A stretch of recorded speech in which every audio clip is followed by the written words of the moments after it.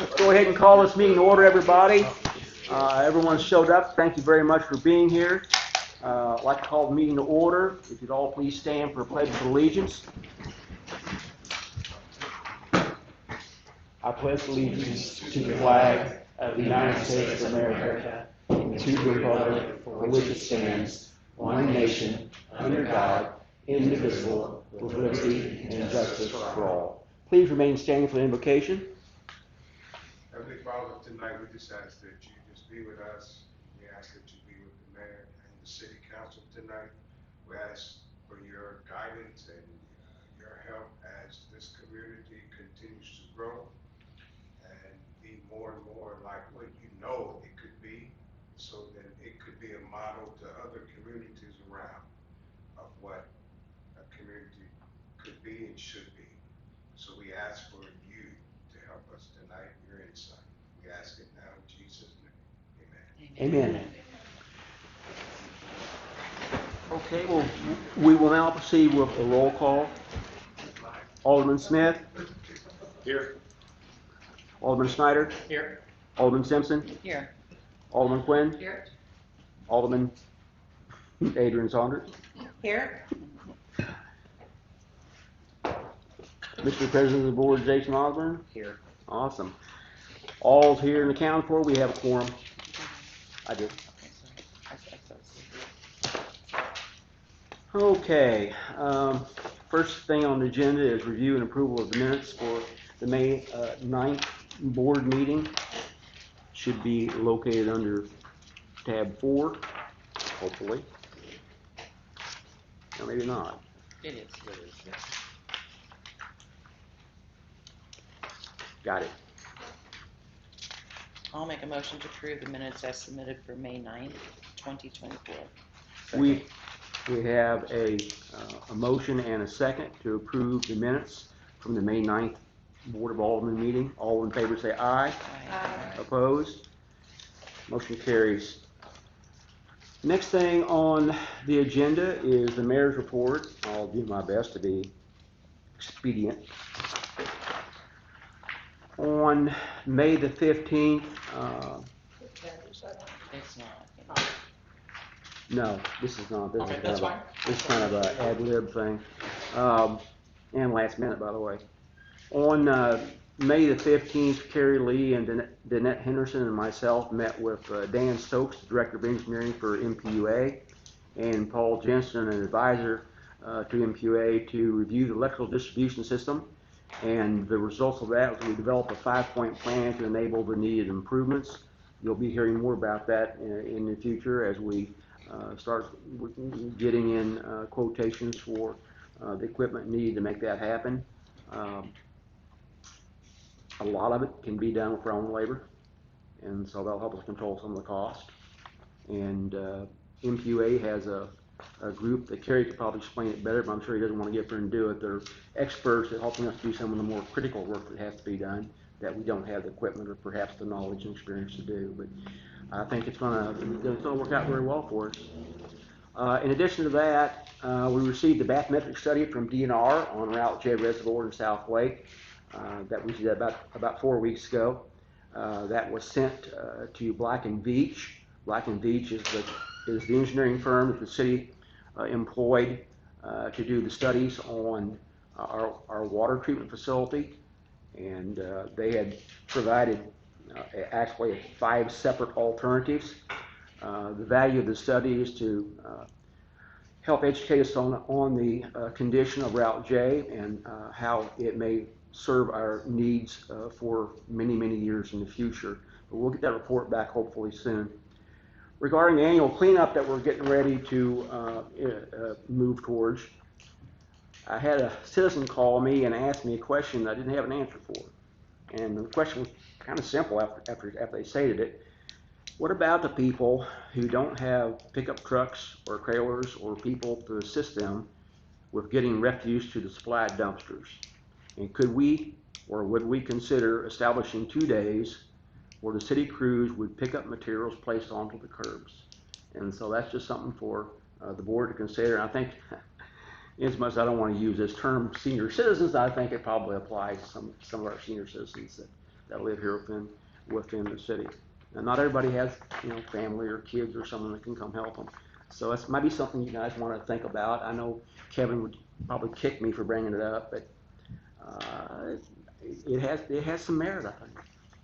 So we'll try to have that discussion, however we can have it, prior to initiating the citywide cleanup. This is just kind of some information I thought some people would find very interesting.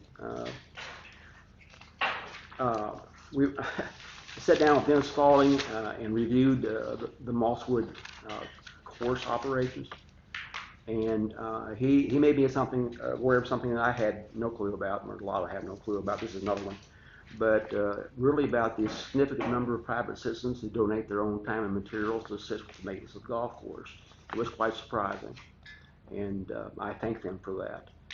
We also discussed the city's current financial record status and the budget, and agreed that the city should challenge Mosswood to make every effort to improve their operational efficiencies and for them to request reduced financial assistance next year. And we discussed the board's determination to propose a one-year contract for operations. And we'll have a little bit more discussion on that when we get to the agenda. That concludes the mayor's report. Next on the agenda is the city clerk's report. Danette? Not much in my report. I did provide you the funds available with the banking accounts, and then there's also the budget there too.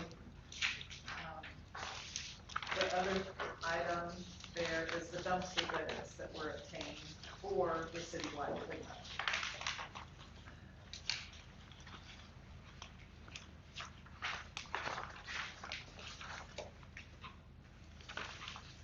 And then before the meeting started, I provided everyone a copy of what was spent last year on the citywide cleanup, so you can kind of compare where we were then. Jason, did Kevin talk to you about any? Yeah, Yeah. he was saying that he would like to see it back down there like it always was at the barn, the dumpsters, because he said he would be able to monitor it, and then he's talked to the police department. He said that they would be able to go through there at night to make sure, everything was being handled correctly. He said it would be a big inconvenience if it was down at the wastewater plant, because he said they have to take equipment to push it down in the dumpsters. And he said it was easier for them to be able to do that if it was right there on the city barn parking lot. So. And then he said too, he's had to watch out before, because a couple of times when we weren't taking tires, he caught some people trying to leave tires, so he had to inform them. The sign said, no tires. And he advised us, we probably need to put it in the paper and highlight known tires, as well as any other hazardous waste, because a lot of times they don't want you to have paint or anything like that. Yeah, it might be something we need to clarify for ourselves, but there are certainly some things that you can't really take in there. One time we took tires, and it really cost us. There was a lot. Yeah. And they charge you a fee per tire. That's what he did mention that. Maybe 3 or 4. Yeah. And I talked to the place in Macon, and they actually charge now $185 a ton. That's if you bring them to them. But if they're dirty, like if they're caked with mud or rocks and stuff in them, it's $350 a ton. That doesn't include getting them there. So I don't think we should encourage. Yeah. I think this is opening up for a headache. Yeah, we just did it the one time that I'm aware of. Yeah. And it really cost the city to dispose of them. But anyway, he said if it was down there on the city lot, since he lives fairly close, he could keep an eye on it even after hours, and then the police could go through there at night. So I said, okay, I'll bring it up. And I'm almost wondering, how long is it officially on? Because I know based on that invoice that was there, 18 days? That's way too long. Would you go for 14? I don't even think it needs to be that long, does it? I think, if I remember right, I think we did I thought it it was 2 weeks. just based on how full they were and the fact that it was still trickling in. Okay. Kind of an open-ended, I know they A were little smaller bit. dumpsters the last several times versus that one year we had big tall dumpsters and you couldn't get it. I mean, you can't throw stuff up that high. So they were smaller dumpsters, so they had to be dumped more often.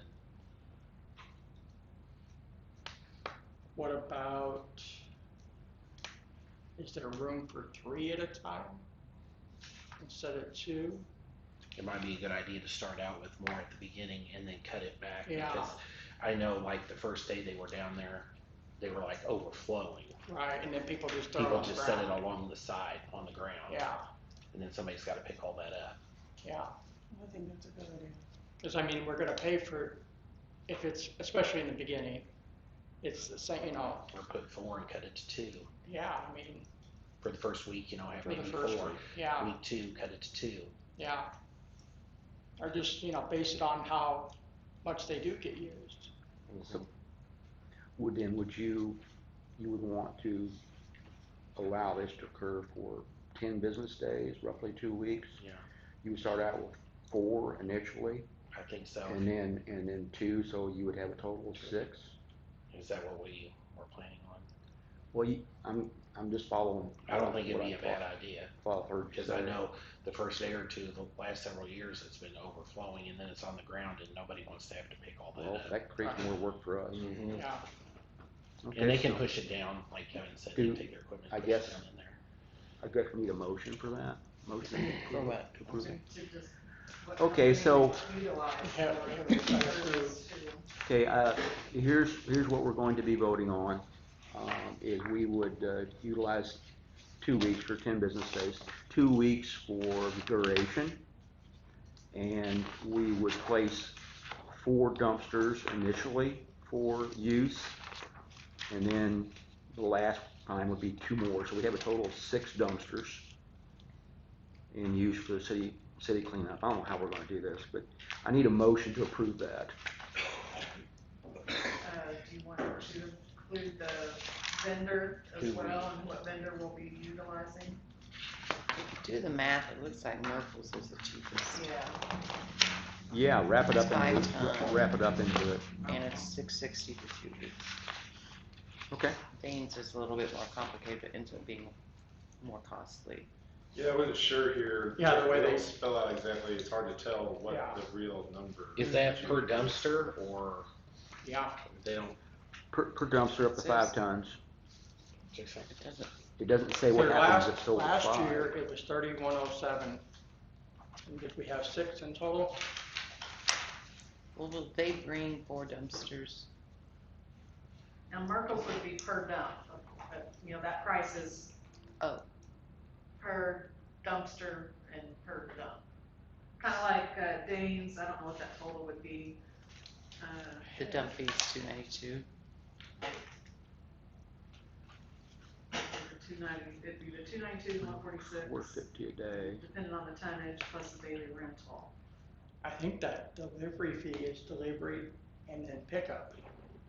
So it's almost 300 for delivery / Double. pickup, yeah. What's Yeah, this, yeah. what's the 660 from Merkel's? What does that include, Merkel's, the 660? They bring it, they set it, it includes everything up to 5 ton. One dumpster. One dumpster, 1 ton. So is it So. if you- 4 times 4 then? Mhm. And so how many times would they potentially dump that 5 ton? Well, Up to 5 ton. It's 660 per dumpster up to 5 ton. I did the math on Danes. If we have it for a week and do 4 tons, they would figure out to $729.50 per dumpster Okay. at 4 ton.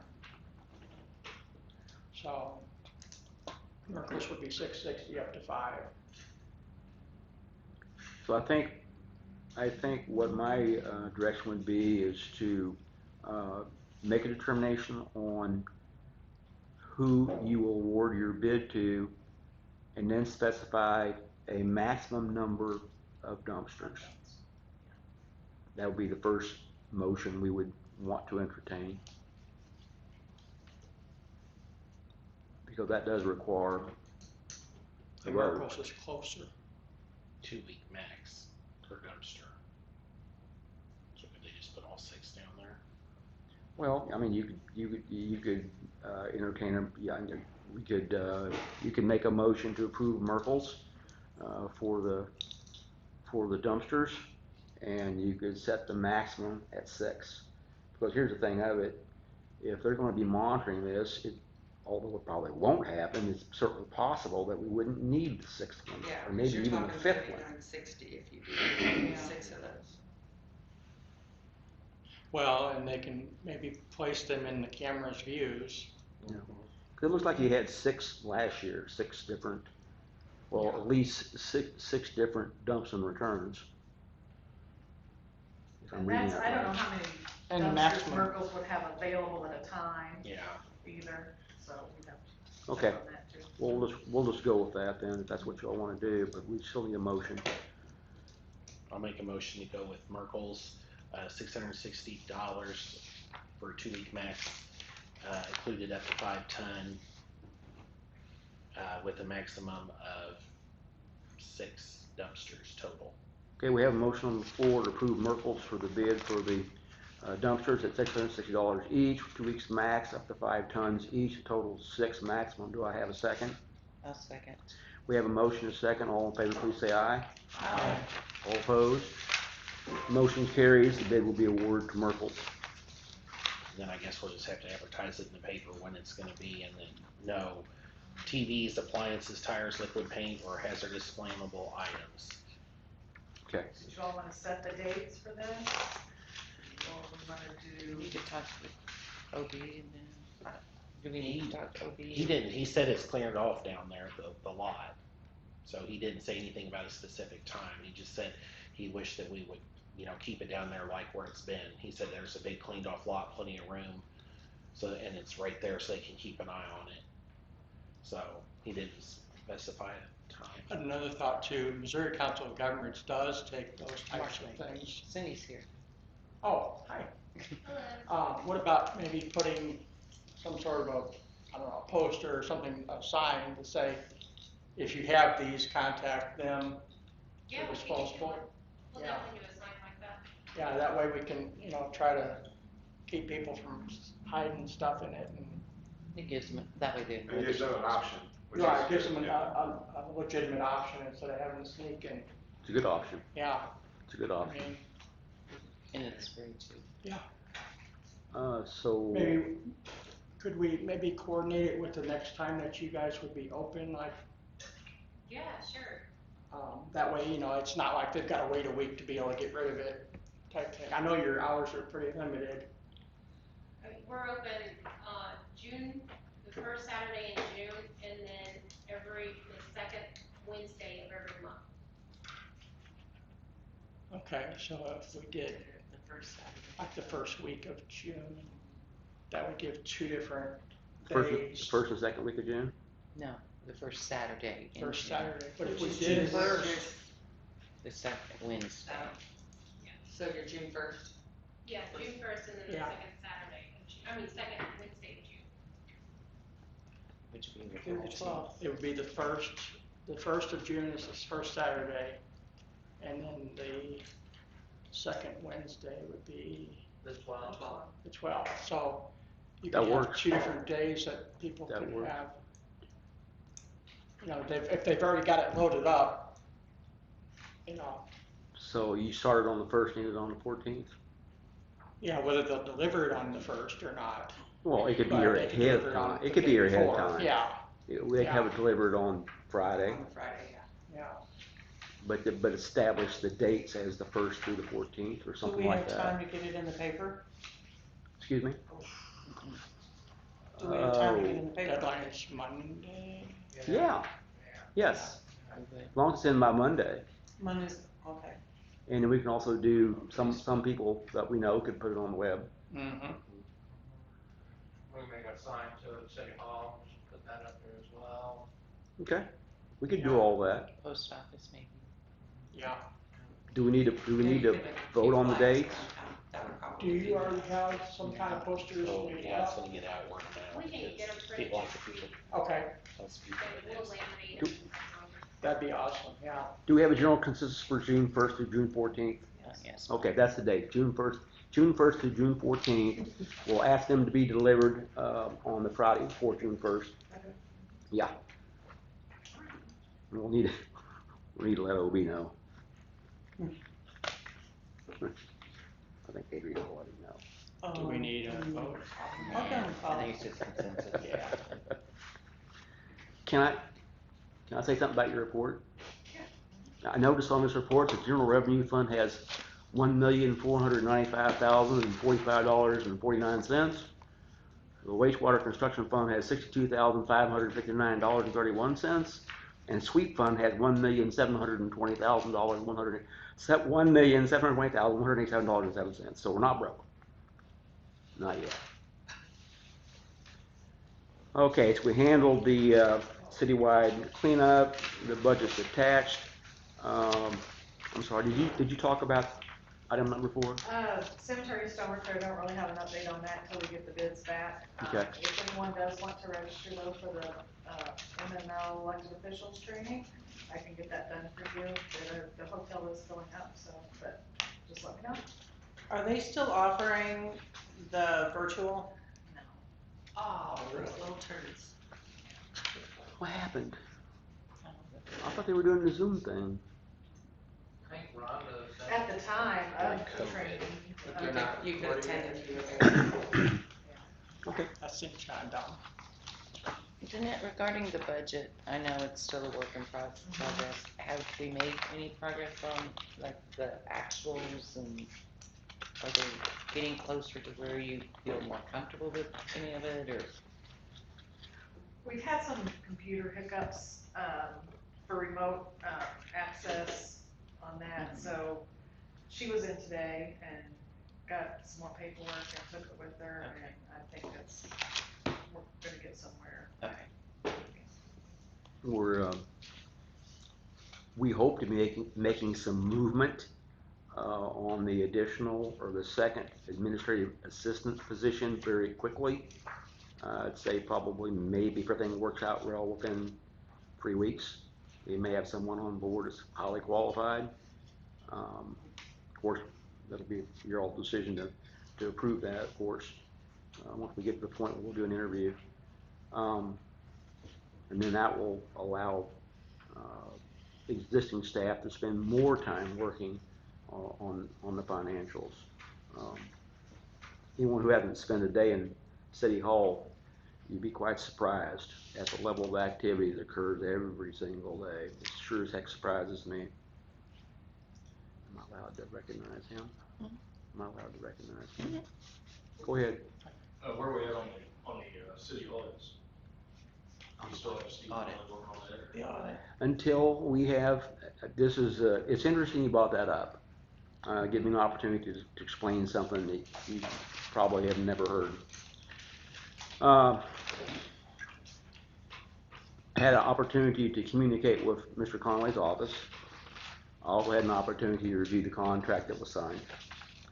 I reviewed the scope of work that he was contracted for, and I reviewed the documents that explained all the information that was required of the city to provide to him to do an audit. And I will submit to you, we even today are not able to provide what was on that contract that we were required to provide to him. That's not an excuse. It doesn't excuse any of the issues that the city has had with Mr. Conway. But what it does do, I think, is adequately explains why we don't have an audit. And that's all I got to say about it. How are we gonna get one? When they finish up the reconciliation of the bank records, and when we have a budget that's complete, and none of that can happen until the general ledger is brought up to date. Once we have a budget, we'll have all the financial information we can supply to an auditor, and I would imagine we would have a audit with an opinion. This was an unopinionated audit. One with an opinion carries more weight with the people who are going to be reviewing your financials when it comes to determining the rates on your bonds. So I don't know. I'm not in a position to give you a date, but I don't think it's gonna happen before July. I really don't. So then we'll be 2 audits behind. Well, almost. We published financial report that gets you in trouble. And we got fined $14,000 because we were, how many days late? Well, it was $500 a day, so. And so, once we made the staffing changes that we made, the administrative staff was able to put together a budget really quickly. Mr. Potterfield is not here tonight, but he's going to attempt to have a discussion with some of our state representatives to see if perhaps they can somehow, some way get that excused. But at the end of the day, if they do not, we'll pay the fine and we'll move forward. That's pretty much how that works. Is there anything else in that? That's all I have. Okay. City attorney. You had something. I'm sorry, Greg. I know you said you didn't have a final date. Like, do we have some expected dates on where we're going to be on some of those preliminary steps? Like, I mean, how long is it before you get like the ledgers up to date, or? I mean, She took a lot of documents with her today, and I think next week I'll have a better idea to get some more dates for you. Do you know how many months, like up until what point in time is it completed? Like, is it through March? Is it through, do we know? Right now, it's just completed through September of '22. And I think what she's asking is from September 22 until when is it? Like, what month have we made it through successfully and got things posted to the Gina Ledger? And We haven't yet, because there was hiccups getting the laptop connected at home for her, and then I sent her one of the reports, and she couldn't access it the way I sent it to her, so I resent it to her again in a different format, and she still couldn't access it. So she came in today, she printed it off herself, took it with her. so we're still at October 1st. We are, yeah. But I think maybe maybe I did not understand Robin's question entirely, but there is a point in time where all of the accounts payable is correctly applied to the correct fund. There is a date in which all of the receipts, all the incoming revenues were applied to the correct fund. There is a date in which the general ledger has been maintained correctly and accurately. What is that date? April 25th. Thank you. So until the changes were made within the administration, that's when we started getting all the data applied to where it's supposed to be applied and recorded accurately. So the answer to your question is September 22nd to April 25th, 2024. That's the gap. That's the gap. Okay. Yeah. October to April.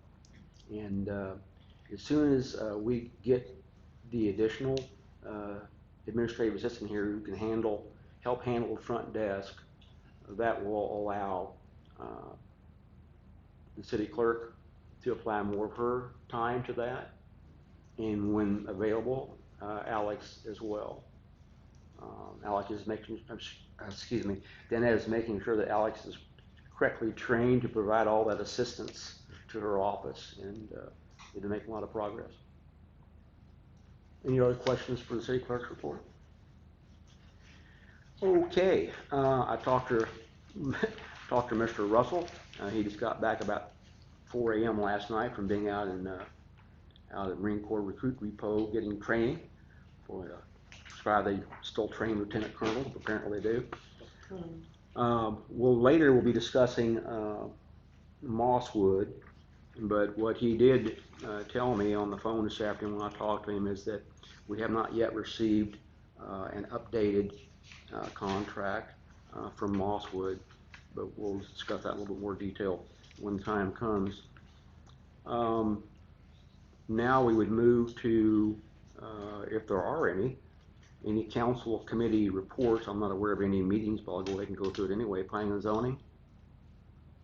Parks and Cemetery, Economic Development. No, but I believe we need to get one scheduled. Let's do it. And our parks, we had, without a quorum probably, because they were working around getting the parks meetings rescheduled, I think partly to accommodate my schedule. But Okay. they're planning, third Tuesday of every month. Okay. And so at least a couple of us were there this Tuesday. Oh, I get it. I get it. The schedules, I get it. Yeah, so we do have that. And one of the big issues with the park, and it was mentioned here in the minutes, I don't know if you've got it on the agenda later, maybe it's, well, it was last week's, but last meeting, last council meeting. One thing that they were concerned about was the status of their, the work on North Park and where they would be at with that grant, because they have a July deadline for that. So that's the parks report for now. And I think, if I recall, during that meeting, we kind of discussed what we anticipated going forward with having a better understanding of what that fund looks like in actuality versus what we think it should look like based on 2022. And so hopefully we'll be a lot closer to understanding what we have available for that from the Parks Fund. City, do you know what the grant include? I mean, what I didn't even know it was a grant for the park. It's and I don't know details at this point. They just brought up that they got a grant to do some work in North Park.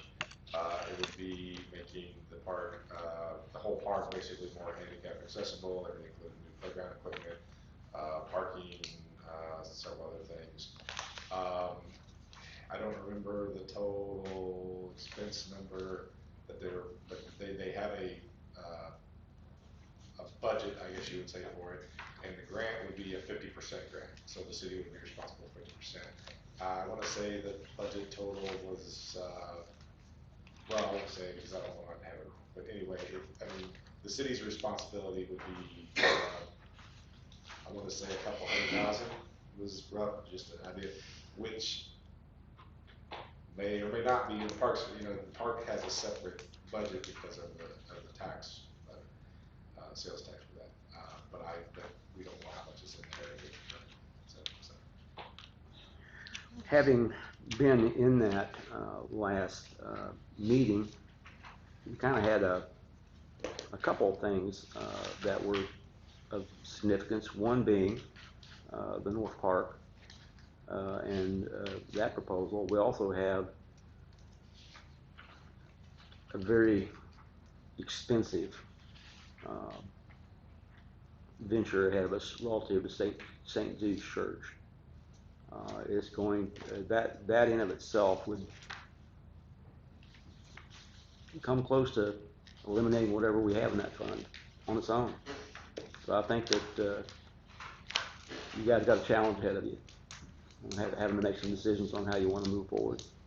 I can't move. I mean, I don't have enough information. I don't know what's in the grant. I don't know what the match is. I don't know how much money the park board has. So no, it's no. And again, I think it's maybe 2 weeks ago. Steve got the updated equipment bids in. That affects the total cost somewhat. I don't recall exactly what the numbers are. It's not in here. It was in last week. That's how I was looking back. I It know. says the grant funding was for $250,000 with the 50% city match. And then Gates had obtained an updated equipment quote and it increased to approximately $260,000. And I don't know and we're if that's doing 50% or that's the total. Is that how that would work? it'd be a 50% match. Yeah, So we would, for whatever the cost was, the city would pay Okay. half of it and the grant would pay half of it. And That's the city's cost. the 250 is the city's cost, okay. Oh, so it's a $500,000 grant. That sounds close to what I remember. I remember it's some number like $263,000. And that I believe was it. Am I correct in my recollection that also that entire project also included some expectation that of city labor to do site preparation. Some in kind. Yeah, Yeah. that would take into account part of our match. Okay. Okay. Yeah, some of the in-kind, yeah, would apply to match. That's two. Okay. All right, how far did I get? Okay, economic development. Yeah, I think we need to, Debbie reached out to you, didn't she? Yeah. She reached out to you, No, I think she's waiting on us okay. to set a meeting. Um, I don't care when, it's just. I'm here if you have a question. Oh, there's Debbie, I'm sorry. What- Trying to get your What was meeting the scheduled. biggest pressing issue that we needed the meeting for? What were they? What was there a couple bigger things? There were. Yeah, but we need to, Your email? yeah, just Yeah. discuss it in the committee. Anytime after 5, I'm good, Okay. so, do you, What about with everybody else being available? I guess we'll just have to ask the committee, and they can meet, send out a couple of dates and times, Couple and options, see. yeah. We'll come up with a couple of dates and propose those and go with whichever meets the best attendance availability. Administrative, I'm not aware of anything. Nuisance review board, nothing. Okay, next thing on the agenda, department reports. First is police. Kim?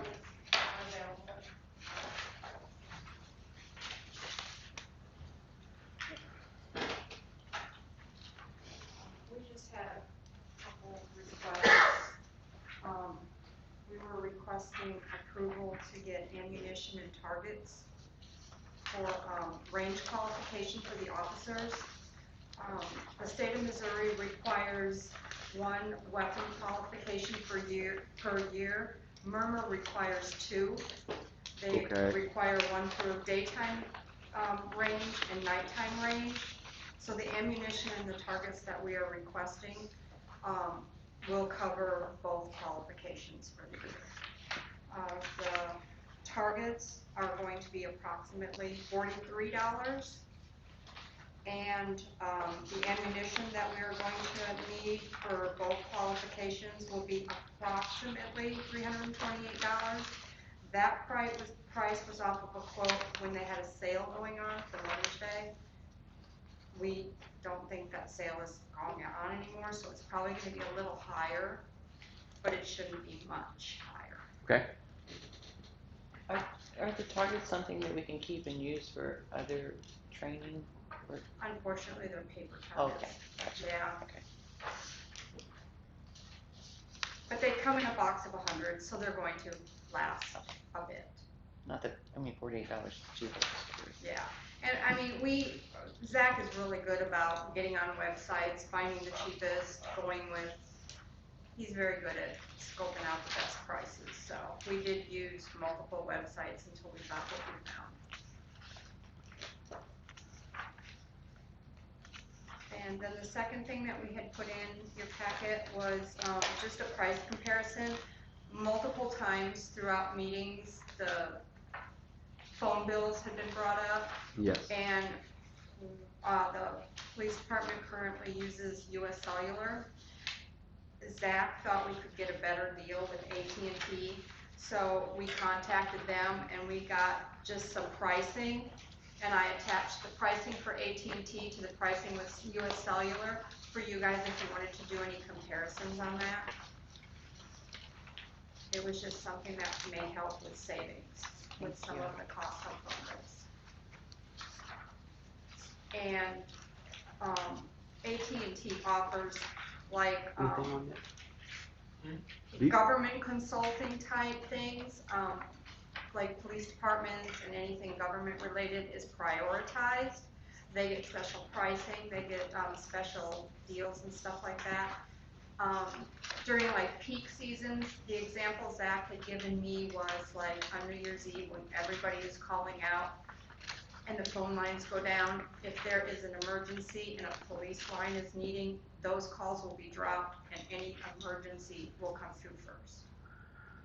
So they prioritize like government agencies.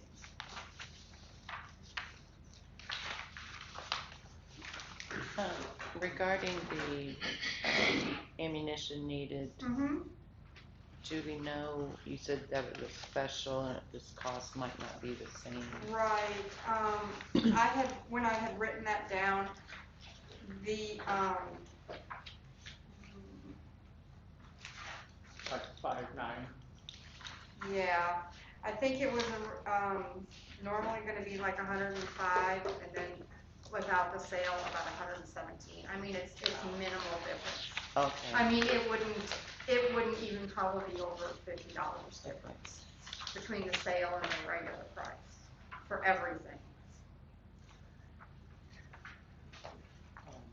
I I mean, know these look like they're in line with normal ammo prices. Yeah.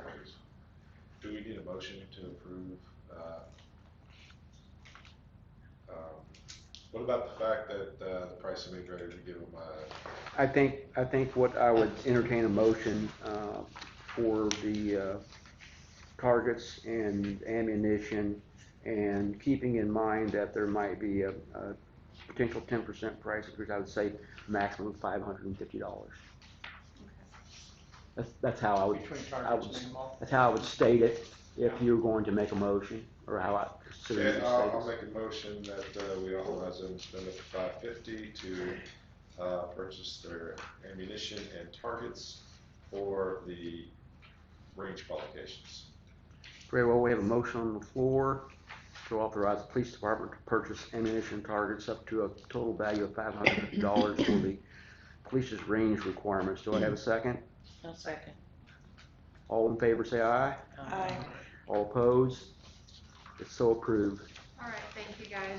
And I also wanted to let you know, as far as like your nuisances, we have assigned an officer for the summer to cover all nuisances within the city regarding grass, weeds, Okay.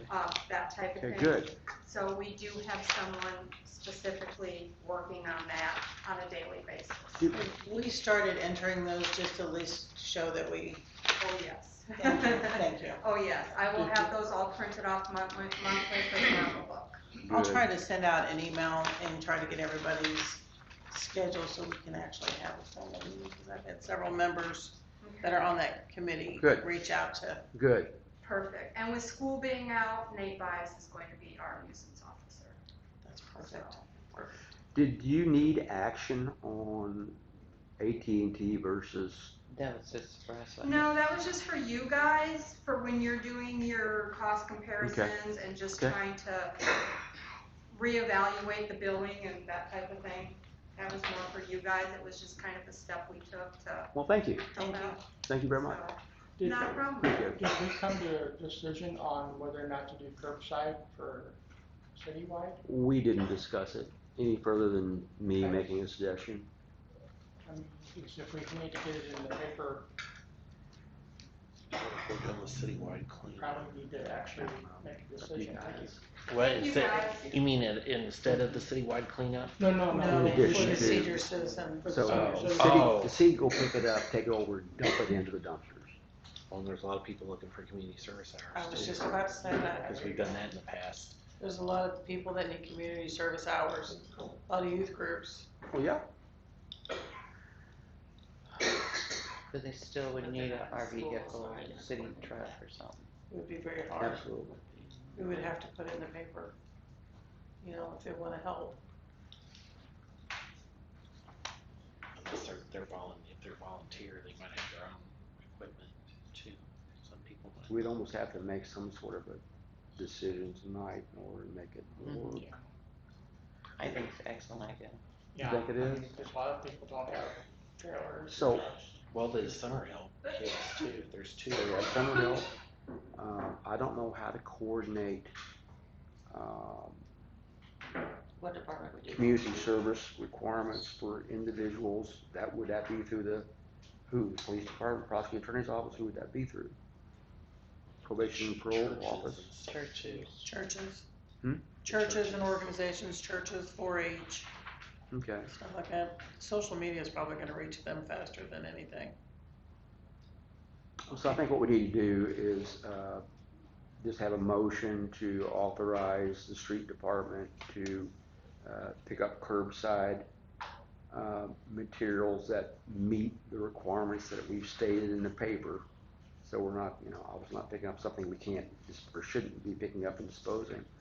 I think it just need to be a simple motion to authorize that to occur. We're gonna have some people though throwing out stuff that are capable of taking it I was themselves. just about to say that. Absolutely you are. Yeah. Okay, absolutely you are. And so that could And be I think opened you up. have to decide whether you wanna accept the fact that that's gonna happen, there's nothing you can do to stop it. And does the benefit does the benefit of doing it for people who can't outweigh that? That could be opened What up. else stuff do Little we can need of taking worms. as dumpsters if they can't do their normal trash? I think building, I don't know. Building Building materials. materials. I ripped out the carpet out of that other house and we rolled it in small bundles, taped it, 4 foot long, they They took took it. it. and they took all but like 3. And it took 3 weeks for them to take it. It was infuriating. I'm not gonna Really? lie. Yes. Was that what They take one bulky item. Yeah. It's like they would take Depends a on little who's bit working and the then they truck that wouldn't. I've put out, well, that house next to me had a whole row, and they took it all in one fell swoop one time. But it just, I think, depends who's driving. Kind of hit and Well, miss. that's it. I think it depends Yeah. on who's driving and which side, maybe if there's How a full the different truck driver on is, or, a yeah. different route. Well, I don't recall ever doing this before, so I don't know. Maybe it's not a great idea, but it's certainly something y'all can Maybe consider. we need to let people know that if they are To call city. to call City Hall and reach out for help. We've said that before, reach out for Yeah. help. Okay, I If like they that. don't have it, I like that. idea. if they I don't do have too. any I think you're good with options, If they don't have the ability to get it over there, and they don't have any resources to call, to reach out to I us. like that. Can Yeah, we do that way that? it's just not an open Put it in the paper, invitation. put it Because if it is Facebook, open whatever. invitation, you could be spending days picking up Yeah. stuff. Okay. That settles that. And if Yeah, it's, because why would they, at that point, everybody. So the The advertisement that we put in the paper for the city cleanup, no tires and all that, it can also be included in that if you need to contact City Hall, if you need resources for, If you're disabled, handicapped, yeah, or elderly, and you don't have resources, Yeah. blah, blah, blah, blah. reach out. I like it to qualify part of that. and have a full list of what they can't take. Yeah. And we can, you know what, there's a chance that we might be able to have, like if some of these other groups want to pick up stuff, they could be on the call list in addition with the city employees to go pick up that stuff. Yeah. So they wouldn't have to dedicate a whole day, they would only dedicate their time as needed. Say they have Ben and somebody else can go on Monday to pick those, certain houses up, they might be able to do it to give some. Do you follow? Okay. If we can get some other groups to help sign up to pick up for the seniors or the people, In the fall, there's Make a Difference Day, because we've Yeah. done stuff like that. the volunteers. Yeah. Have we got that handled? I think so. Okay, fire department, Yes. fire department, have anything to report? I don't think you got anyone here. They're all in here, I'm assuming. Water, George's just on vacation. Electric, Yes. please. Y'all got my report that turned in. I have, Nice. one thing to add to that. Also kind of a, building inspector, P and Z, kind of all lumped together. Farmer's Elevator is telling me that they have bought the, lot east of Monroe City Ready Mix. And, they're in process of buying, okay, and they approached me about a building permit, so this is serious. But I'm going to have to build 3-phase line for 3 or 4 spans. It ain't nothing huge. I got it figured for 2,400 feet of 4-aught wire. I still have to get all my ducks in order before we pursue with that, but Industries, we do buy their transformer, and they refund us for said transformers. Who refunds us? The consumer, the customer. So we put them in, but they But they pay us pay. for them. Okay. Yep. What about the wire? We have to provide them power, Okay. is what we got. So, what else did I have? Is this in addition to what they're buying from us? Is that? This is in addition to what they're buying from us, I guess? The property. Yeah, no, this is. This I guess is the they're buying property. Yeah. Oh, this This okay. is the Yeah, property. this is the property. It just happens to be. There, yeah, next to there's no it. service. Yeah. There's no service there now. Yeah, it's east Mike. of Monroe City Ready Mix. And they only have 3 phases, so. I do have an update on the industrial park transformer. Mark Dow provided me a timeline. June 3rd, transformer delivered to site, remove old transformer and set new one. June 3rd through the 7th, Cedar and Cherry, which is the contractors doing the work. For part of that, to complete installation and control wiring. June 10th through 12th, third-party contractor Sunbelt Solomon to assemble unit, fill with oil, and test. June 17th, or as soon thereafter as possible, Eaton to complete substation PM work. So that is the timeline for the east, for industrial park transformer. So as soon as that is completed, And we will have to do some shutting down and some switching, and we will be cut free of Davis Street Okay. substation or transformer, and all the industries and what feeds back to Pace will be back on that transformer. We'll be up and running. and that provides some redundancy and stability that we haven't had for a year. That takes quite a bit of load off that old transformer sitting Good. in Davis Street. It's good. And we made it through last summer, but nip and tuck. I mean, you're just holding your breath every time, so. That's all I got, Josh. How much downtime do you expect? It's minimal. Yeah, it ain't gonna be a day. Couple hours? Yeah. Okay. How about? Cause we gotta move trucks around, cut loose from here, open these, open 3 other switches. It's just a bunch of switching like. I understand. But, I can get, I mean, just, the closer we get, yeah, the more timeline I can give you for that part, because that will be our part. right. So, and I Do you know think how that's all. widespread that will be? Yeah. Like, Do what? how widespread the outage would be for even temporary? blocks? Lawn Street, all the circuits that, well, half of Lawn Street, Benton Drive, Front Street, because that circuit feeds all the way from out there clear back to Pace, and whatever residential is on that. And we'll be back feeding, so East Cleveland, Luch's cul-de-sac will be down. Park Street is between Lawn and Booches. There is, no, because one circuit runs this way, another circuit runs this way, and part of Park is 4160, it's not the 12470 circuit that this is providing. So it is. So just a few blocks. Yeah, it shouldn't be too many people, but, we'll just have to put something in the paper saying this is gonna happen on such and such, hopefully on such and such day. Hopefully the weather cooperates. Yeah. And it's 900 degrees. Yep, but, that's all I got right now. Are the poll bids in here? Do what? Are the poll bids in Oh, here? yeah, we gotta do poll bids too. I'm sorry.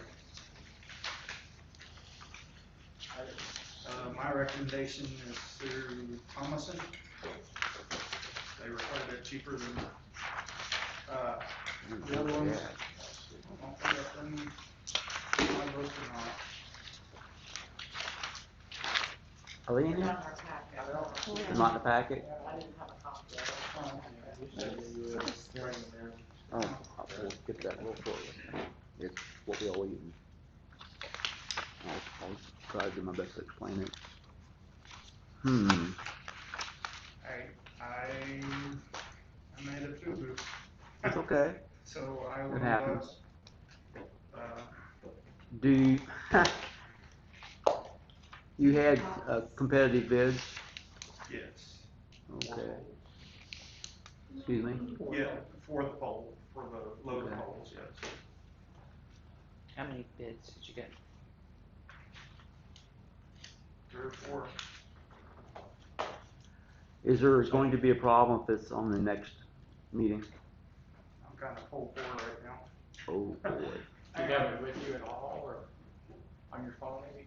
Or if you could get it before the end of the meeting. Yeah, let me, run down the shop, I'll bring it back. That's fine, thank you, that'll work. Thank you, Thanks, Terry, very Terry. much. Okay, within and under that particular item, electric, what you have in your booklet is the second, if I got this right, second 40% payment and the second 20% payment and a 15% payment due to Eaton Electric. This is for the transformer work at the industrial park. The total of that bid was a little over $398,000. That's just for the installation of the transformer. And there's quite a bit of work that has to be done down there to facilitate that. And so this is asking for the board to approve the payment of $139,493.55, which was due, well, the first payment was due on the 2nd of May, and the second payment is due on the 29th of May. So one of these is already a little bit behind. If you go to the page behind the one that has the date on it, you'll see that we've already paid the $79,710.60, which was the initial 20% on receipt of purchase order and signed contract. This particular payment is the 20% due for 90% engineering package approval and 15% for mobilization. And then when the construction is complete, we'll owe 40% of the total. When the project's closed out, we'll owe 5%. So is that going to happen before our next meeting? Do we need to? Well, okay, the engineering's already done. Right. And they've already mobilized, they're already working on it. And so these are due. I understand, but are there going to be more due before our next meeting? No. Okay. No, they would have to get through 40% of construction before the next. That's the next milestone. Yeah. Which they'll be moving along pretty fast according to this schedule on that. Yeah, well, and what Robin says, once the construction is complete, they're gonna bill us immediately, trust me. Well, I'll make a motion then that we approve payment for this invoice from Eaton for the 20% for the engineering package and 15% for the mobilization. Total of $139,493.55. We have a motion on the floor to approve the total payment to Eaton Electric, $139,493.55. We have a second. Second. We have a motion second, all in favor say aye. All opposed say no. Motion carries, payment's approved. Is there something else in here that, okay, let me see how this works. The agenda.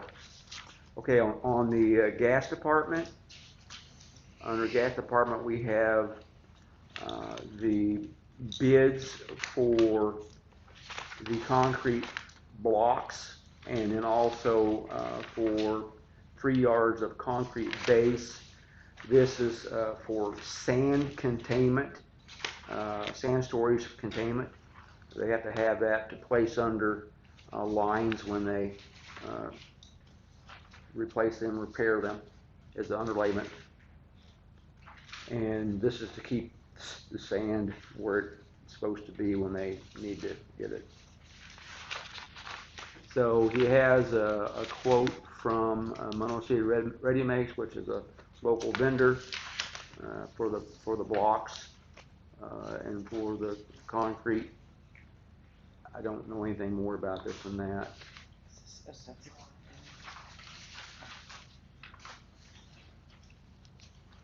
And they're asking for approval to purchase this and get this built.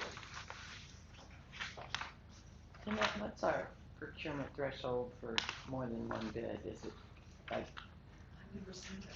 you I've don't, never seen that. I can't tell you off the top of my head. I think it's 1,800 just for the bar.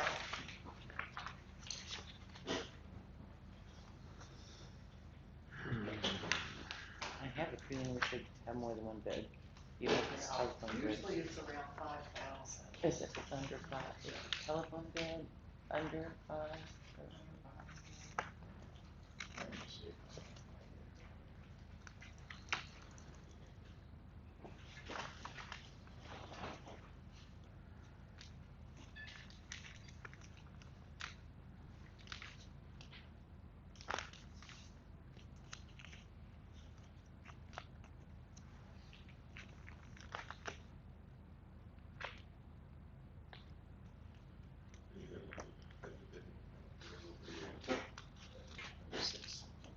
Oh, yeah.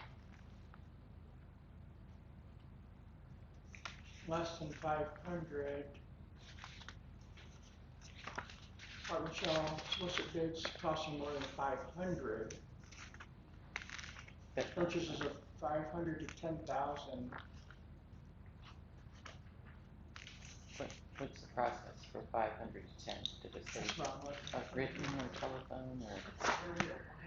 Yeah, And that's what I was It- thinking. Department supervisor is authorized to purchase goods and services without sealed formal bids. If 3 separate bids are solicited, a record of such bids maintained. Alex, didn't we put this out for bid? And we did not put this out for bid individually? I've had nothing to do with the sand Okay. storage. Okay. Yeah, I mean, the way I read that, we have to have bids Yeah. for it, so. And I think, if I remember correctly, I thought it was under 5,000, you could get telephone bids. But yeah. Either way, we just. Well, I mean, either way, we still. We just need to ask him to get more. Yeah, does he need this right now? Can he come back next meeting with more? This is for Terry Osborne. Right. It's an emergency situation. No. No? No. Then let's just ask him to give it. Yeah, additional bids. He may have, I don't know what he's done. You know, there was a couple things we went out for bids for and got no responses but one, in which At least case, they need to provide. Yeah. notes and Yeah. comment. You have no, to have I agree with you. Yeah. 'Cause I Okay. think it's, unless we change the ordinance, I don't know if that's correct. No. but it No, says, at some point in time, we probably do need to look at the dollar amount because. With inflation, $500 doesn't cover much. No. Yeah, it doesn't cover much at all. Currently, it says over $500, so. So we'll wait for him to get back and when he does, we'll cover the poll bids. No one here from street, airport? Everything's going good out there, and the street department's keeping it all mowed up nice. We've had quite a bit of traffic lately. I did talk to you a little bit today about the other airports in the area get federal money. Correct. Some of them up to between $50,000 and $80,000 a year for upkeep of the airport. Macon, Hannibal. I've inquired about it before. They've given me 3 or 4 different excuses. First was that we had to have 10 airplanes, which we have 11. Then it was an issue with the water plant being too close to the center line of the runway. There's different things that have become a roadblock for it.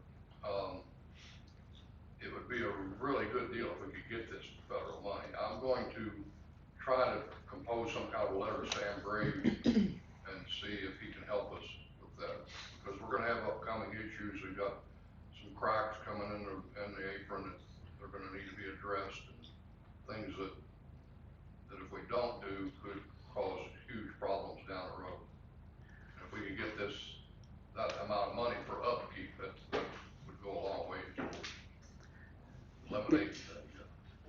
that's very expense to good, the city. that's very good, I like hearing that, being cost conscious, budget-wise, any help we could get from the federal government would very much enthusiastically go after. Is this something we should, push to, I want your opinion, is this something we should push to the administrative committee to help make this fly?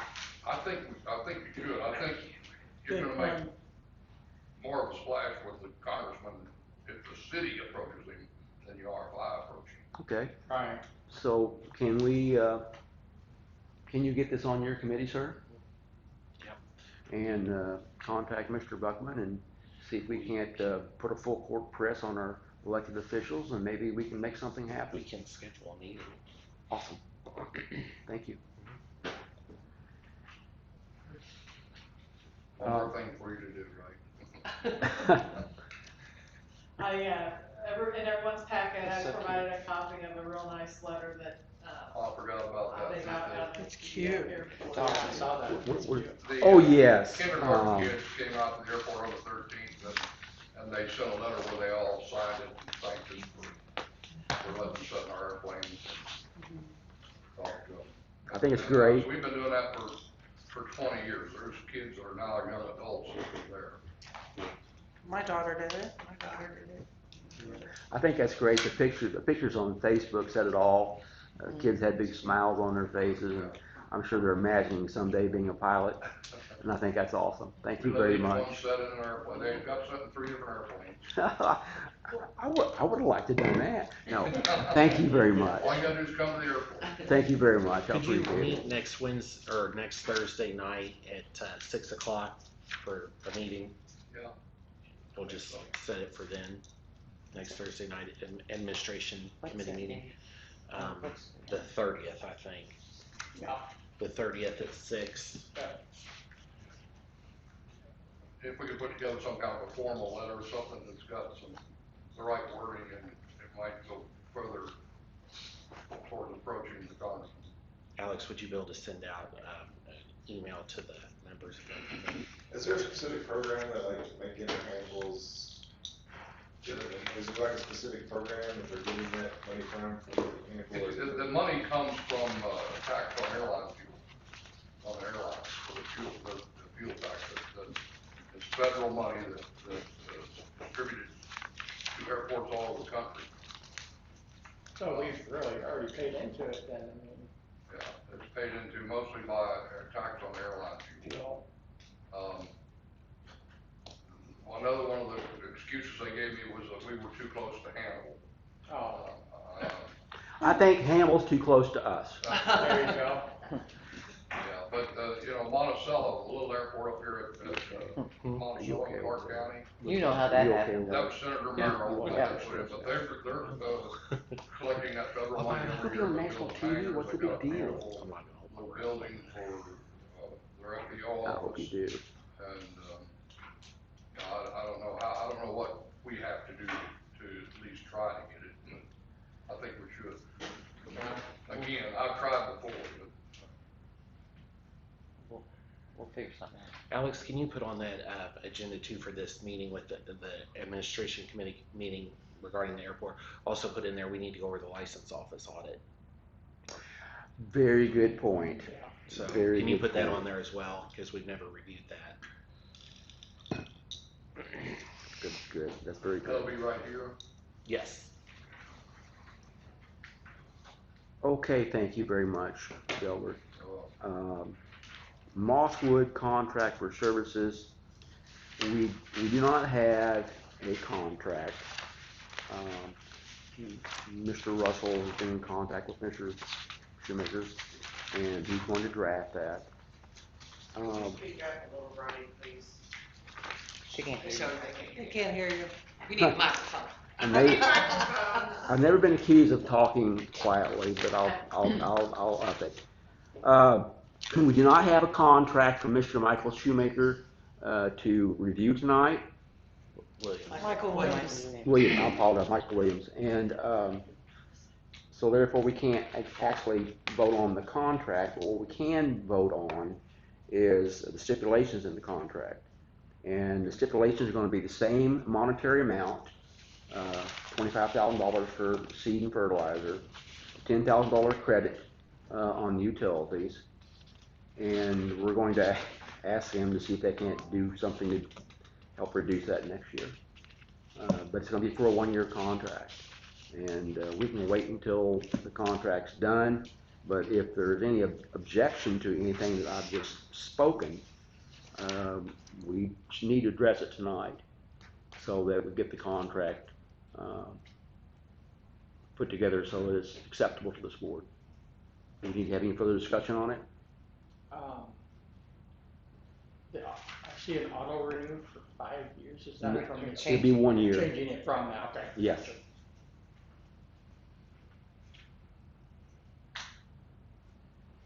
And I know that I think they've had issues with getting enough bids for the fertilizer and that in the past. That they didn't get any bids to make this fall. What's that? That in the past, I've seen on the audit that they didn't get very many bids at all for the fertilizer and seed and whatnot. Well, I don't know. I've been involved here the last couple of years, but, pretty sure we had 3 bids this year. Okay, I think it was from the 2020 audit I was referring to. Yeah. So they've gotten better? We haven't been asked for them in 2020. We hadn't been asked for that. Yeah. Okay. And, it's real difficult to get 3 vendors right now that are trying to do what we're doing. When you don't have enough money and you're trying to do something in a budget for a year to the end of the year, it's real difficult to figure out how much you're gonna need. But anyways, we've been spending all your money the best that we can, and then some. Right. It's not enough money. Right. Everything costs a great deal amount more. I mean, fortunately, we've been doing real well. I mean, the golf course has done, I don't know if anybody's been out there the last couple of years, it looks better than it has in a long time. We have a greenskeeper with a turf degree, with knowledge. So we're applying the products correctly. We don't have a surplus of A and too much of B and not enough of C. Cool. So the bid that we went out for this year, we went over and the products we need, yeah, we're gonna run out of this and not have enough of that, but we're not gonna be having a pile Right. of 10-year-old product. Right. We're gonna run out. I guarantee you we're not gonna have enough stuff this year. It's just the way it's gonna be. Right. We don't have enough money, you know, I think it's $25,000. Realistically, we're probably looking at 40,000. And that's just the way it is. I mean, everything costs that much more. Right. The seed and fertilizer, you know, we're hoping we don't need any seed to speak of, you know. Fertilizer costs, they're pretty stable right now. They really, I mean, they've actually kind of come down some. But the fungicides and those things like that, we don't know how wet it's gonna be. Last year, we had a little bit of surplus of this and not enough of that. Right. It didn't rain any. This year, we're already looking at, we're applying every 10 days and, you know, the last couple of weeks, we've put quite a bit of stuff out there. You know, Mother Nature and the economy are our biggest competitor right now. It's not the other golf courses. Yeah. Appreciate everything the city does for us, the help and this and that, and this June 30th is our 40th anniversary out there. And we're having a celebration and we're hoping that, we kind of turn it up a notch again and get the ball rolling a little faster. But our golf course looks real well and, couldn't do it without the city's help for sure. And, community's help. We have a lot of interest out there right now that we didn't have a few years ago. So everybody's invited. It's a city golf course. We're gonna have barbecue. We'll have some speakers out there from way back when. Some of the very first founders, or I wouldn't say founders, but one of my first bosses is gonna be there. I think Al Applepole's gonna be there, you know, and some of the people that were originally started the golf course are gonna be there. Should be a fun day. Everybody's invited. It'll be a What good time? day. I think it's at 1 o'clock on a Sunday. July 1st is actually the 40th day, but this is on Sunday, June 30th, I believe. June 30th. Yeah, that's a Sunday. Yeah. And appreciate everything the city does. We're really investing in our main piece of equipment, which is our irrigation system. I don't know if you've seen it. We're all volunteers out there on some of the critical stuff. Our pump house, we're almost done with. I'm sure Penny drives by it every day and wishes that it would get done. It's kind of in that stagnant stage, but we basically have put in 2 pumps this year in the last 2 years. And then the DNR has given us, years ago, we used to pump out of the creek from the treatment plant, and we were allowed to pump in there again this year, which we don't have to now. The lake's full. So that is our main piece of equipment, and it is almost completely updated, and it's been almost 20 years ago since that pump was put in, and 40 years ago since that pump house was put in. So we're moving in the right direction on the west end of town. The grass is greener out there. But thanks for your support. Thank you. Appreciate it. You're very welcome. So we just table contract then? We need to table the contract? for Yes. services, okay. Yes. I need a motion to do that. Okay. All right, the contract for service from Mosswood is tabled until the next meeting. There was no objection to what the contents of the agreement's going to be, so let's move forward. Next thing, number 10, we experienced a equipment failure at the pool. The filtration pump impeller was froze up, and the strainer basket, and it's not really a basket, that's just the description of it, rather large.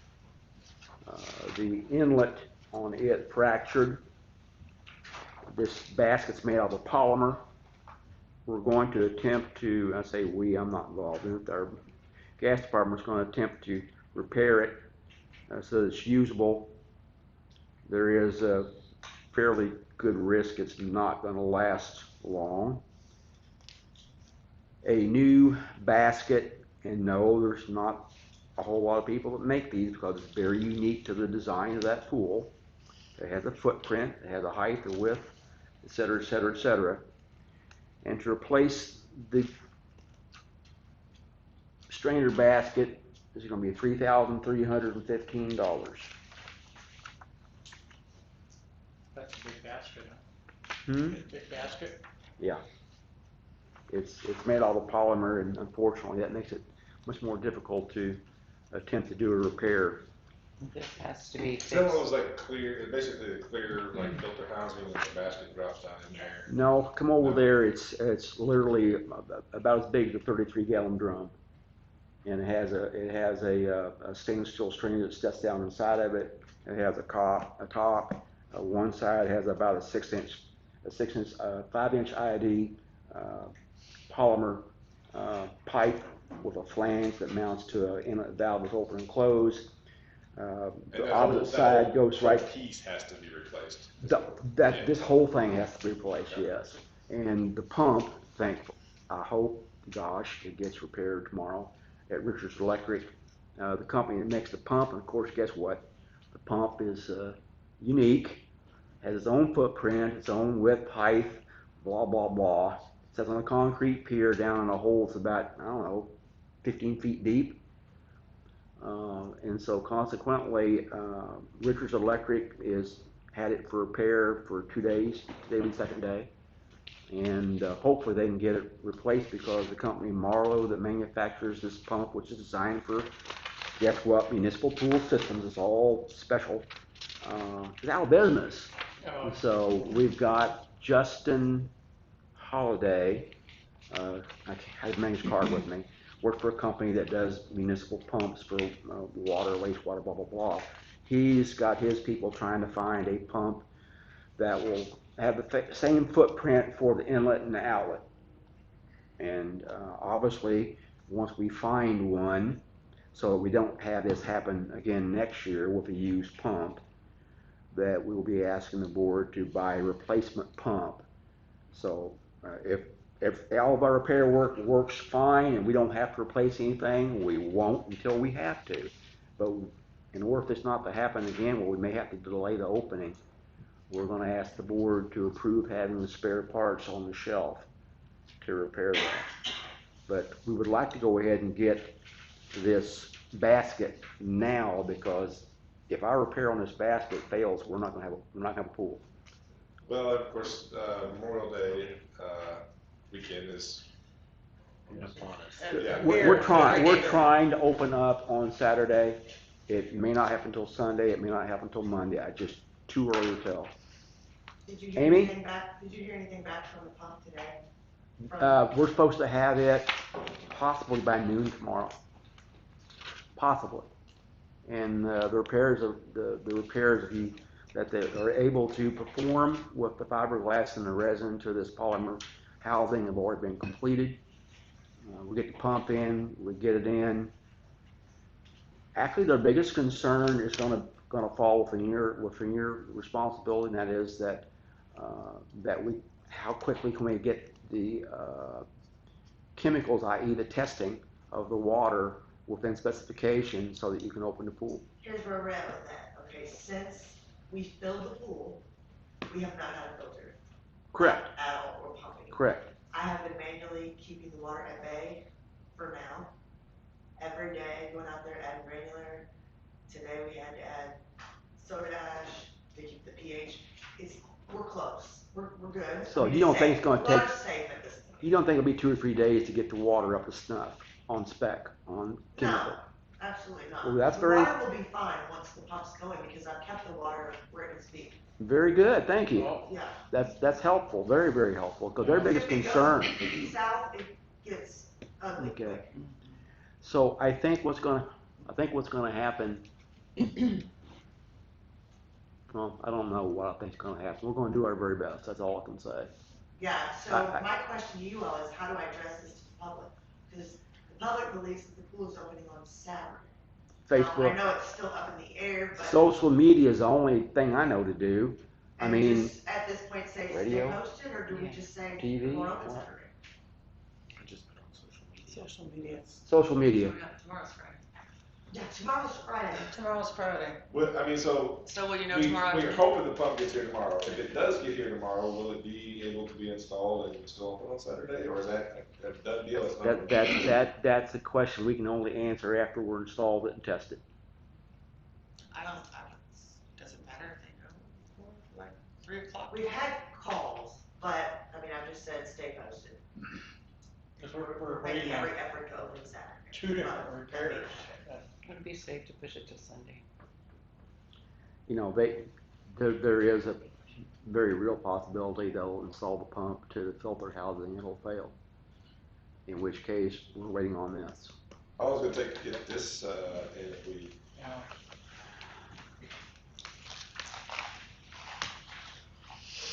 I didn't see anything on delivery. Let's fill out. It's in stock in Alabama. They have one located? Yeah, yes. Okay. Yes. Well, I make a motion that we approve the purchase of the new housing because I've got no faith in plastic repairs. Neither do I. I've tried that many times myself, and it usually doesn't last very long when you get it work. So. We have a motion to spend $3,315.40 with Fluid Control Process Technologies Incorporated. Do we have a second? Second. We have a motion and a second to purchase the basket strainer from Fluid Control Process Technologies Incorporated for an amount of $3,315.40. All in favor, please say aye. Aye. All opposed, no. Motion carries. And they overnight it. Do you need it to? $125, so I would hope that it is overnight. Do you need that strainer to open? I don't know. Depends on What, whether or not. no one's asked what the $125 is for. No, it says shipping, I mean. I don't know that it is. What type of shipping is it? If you want it I next, think it's delivery, I mean, I think he goes and picks it up, doesn't he? this says Well, there's a shipping shipping charge on 125. It's in Alabama. Could be heavy. It's in Alabama. I mean, I think it's pretty good route though, isn't it? Is he report to Alabama once a week? Yeah, so that may be part of his route, like he just picks it up. That, I'm not sure what you will discuss, but, yeah. Well, if we order tomorrow, we're gonna specify shipping. The price, their shipping cost, it's probably them picking it up for you. Otherwise, it'll probably cost a few $100s to get it shipped. I only had, Jubin had $125 in here, for shipping. Yeah, that's probably their shipping cost on you all for picking it up. Well, They probably don't deal with those all the time. They're just probably, yeah. he's down somewhere, they have him, he's picking it up. I don't know the answers. I know it has a shipping cost in here, so. If it's in Alabama, I don't see you getting it here, until after the holiday weekend. Oh, absolutely not, absolutely not. I think at this point, we order it and it comes in as soon as it. Good enough. Cross our fingers. Good enough. Yeah. We'll order it, Fix all let them ship it. When it gets here, it gets here. Yeah. And the new one, it looks like it's stainless on the basket. So that's hopefully a little sturdier. Excuse me? It says that this one is stainless on the basket. And we actually have a spare basket, up on the shelf that's stainless steel. The rest of it is It's the polymer. rest of the house. Yeah. Yeah. Yeah, we wish it was all stainless. We wouldn't be having this conversation, I don't Exactly. think. I don't think. On a Okay. good note, all of our lifeguards passed their training. So we Awesome. have 16 circle groups. Very good. That happened today, so that's good. That's And good that's over news. with, so the water stayed at bay long enough to get them trained, so we got that done. At least the water wasn't green. When it stirred up the water. Yeah, it did. Yeah. Oh, it mixed it up for us. Awesome. Yeah. All right, nothing else for the pool. Let's move on to the presentation of bills and approval of payments. They're in your packet. I had a question. John Russell's on here for his monthly fee.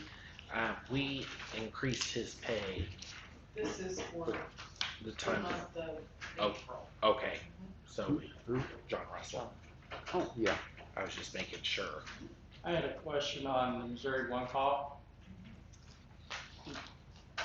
For phone line services, there's is that up on my end? What exactly is that? It's actually when individuals call Dig Rank to have their lines located, that's what it's for. Oh, okay. I The didn't realize that 811 is Dig Rank. for the cost. Okay. There's an actual cost for that. Yeah, as a contractor, that it's not free. Wow. So apparently we're footing the bill for that, so, okay. Is that a month's worth, I guess, or? No. No, it's more than. It was, so, what was that, it was quarterly or? I had no idea that municipalities paid I for didn't know one that either. call. I didn't either. Yeah, I mean, it's a, Almost makes you want to encourage them to do no call, but then that costs us a fortune Then they to get a get line. something. Yeah, this is really cheap if you heard some of the stories of like. I know, To be honest, this, yeah. one call goes back to 2017. Oh, hey. See, I never remember It's seeing got it to on. do it. What did she just say? All the way back to 2017. This is? One call. That's what she's, yeah, that's, how in the world? What's the finance charge on that baby? apparently they've been giving us really low interest. I don't see any interest actually. Woo-hoo. That's interesting. Wow. 2017. And they're still taking our calls? That's Apparently. Yeah. Well, that's pretty cheap for So that mine many is years. 125. Yeah, I mean, that's Like not bad considering how far. 6.5 years worth. I'm awesome. Sign it. No, see, Yeah, approve that, baby. Wow. Wow. Oh, it does say past due. Yeah, it's 120 days plus. They all say It is, it's 120 days past due. Yeah. Okay. Vision metering, I don't understand vision software. That is, I Electric department. believe, the remote monitoring, but Terry would be able to answer that. Well, there's a 500, 500, a 500, a 500, a 6. Is I that, was wondering about that too, It's the monthly fee for the AMI meters, is that correct? because there's 4 of them on For there. the, Yeah, they probably have one. it's 500 per month. okay, so they just haven't been paid. The games, is that a month? Yes. 2. No. Am I allowed to say some more shock and awe? Really? It's just, 5 months I worth. recollect what they want. it's only No, I know what the board, I know what your board was told when that question was asked. I'm talking now before us, whatever you want to say. Okay, well then, yeah. Yep. Okay. So do you think that this, like, you found lots of past due bills and this includes this? I handle everything. Maybe we can. What Well, is, look at that gas bill. I'm glad you're asking these I questions. don't know, I don't know. What's Meridian? What's the difference between Meridian waste and, that was 4,000 some, Meridian Waste, I believe, hauls the stuff from the water treatment. They That's haul all the they leach, do. they haul the stuff to the, The stuff. yeah. and, Solids. hold on. Poodle. Your base. Certainly that's your point 20 meter, I would hold on water meters. Meter base 100 is, meterless meter. Is that?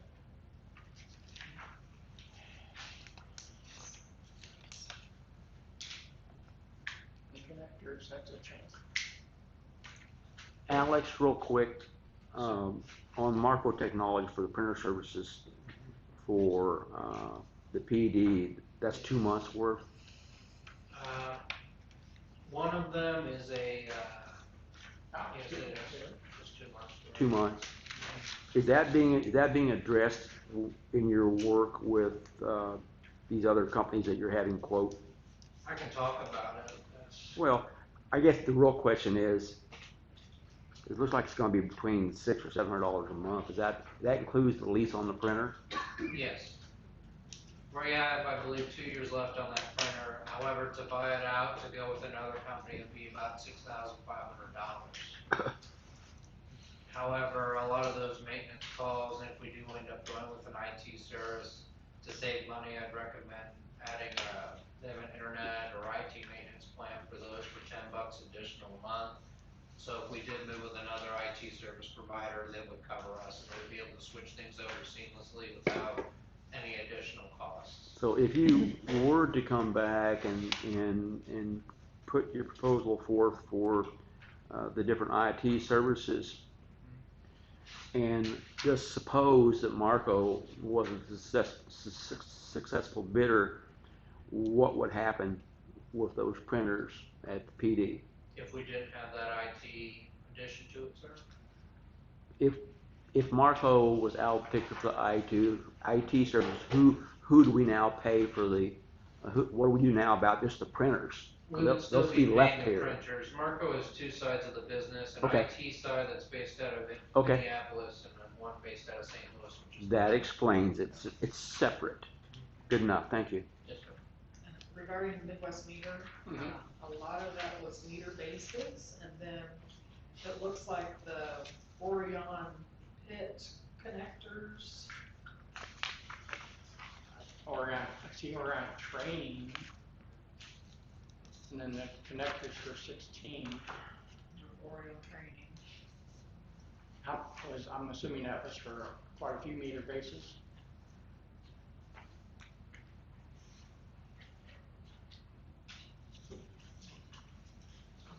I'm assuming that 3,900 was for quite a few meter bases. $96 or $135 each. Okay. And then connectors is just kind of generic for check out for better service. Carrie, regarding that vision, that $500 per month with them, what is that? What are we paying for that? Is that something to do with the AMI meters, I'm sure, but. I can't recall that right offhand. I will find that out tomorrow. Gee, it was on the last set too. Well, I mean, you know, there's like several of those. Yeah, there's 4 of them. Yeah, that's what. Doesn't make sense if it's 500 a month, why is there 4? It's the VM Insight monthly fee. This was for April 24. It's Insight Cloud software, minimum monthly license and maintenance fee for up to 5,000 devices, and then 10 cents per device per month after that. So That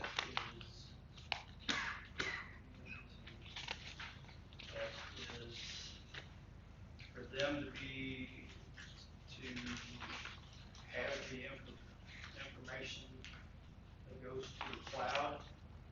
And I'm thinking it's for their software, not software. So they're collecting the data and putting it back on the cloud for us. I don't know. I think the really question don't know. I gotta. was more of a, is that 500 a month? it is, yes, because So this every one here 4 is months. for April of 24. This one was for March of 24. Oh, so this is again months behind that we are. Yes. Okay, so there's Yes. 4 of them here, Here's because one you're for 4 months behind. January, Okay. and then. Okay. I was thinking it was on the last set too, but there may have been more. Hoping we're through some of this stuff. I have one last question. Safe line defense police plates. What? Armor plates, Armor plates Oh. for the police Oh, okay, department. gotcha. Not licensed plates. I was thinking license plates. I think I would do the same thing. I get it. I think I do approve that, but. All right. Any further discussion on bills payable? Do we have a motion to approve bills payable? We have a motion to approve bills payable. Do we have a second? Second. We have a motion and a second on the floor to approve bills payable. All in favor, please say aye. Aye. All who oppose say no. Motion carries. Bills payable are approved.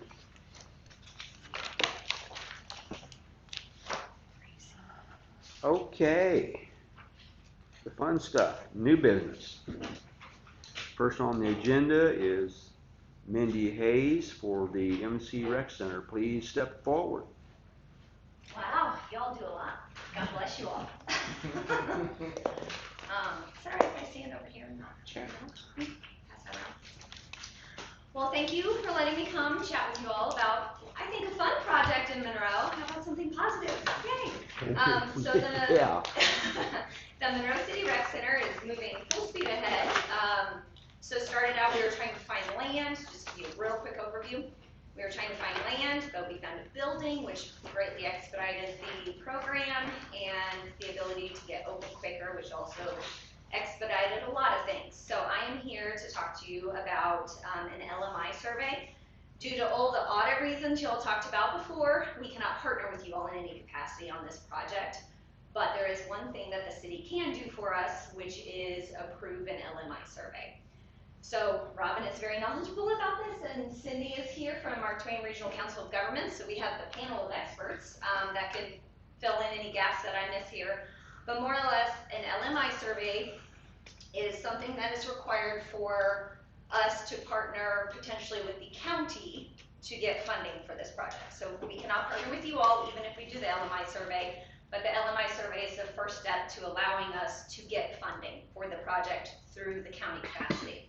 So the LMI survey is something that is regulated through the HUD department and I believe the MODED. And what they do is they help us determine our eligibility for grant cycles. There is one coming up in September that we can still make for the rec center. And it is under the Community Facility Grant Program through the CDBG funding. So I am here to ask that the city approve us working with the Council of Governments on conducting an LMI survey. What that consists of is we would need the city to provide us a list of all of the houses, the physical addresses in Monroe City, and that includes like duplexes, townhouses, and a list of addresses. We then work with them to provide that to the state, which then they give us back a randomized sample. It's not the complete list, but it's a randomized sample that we then do a mailing to, and it's a survey where they complete some confidential information.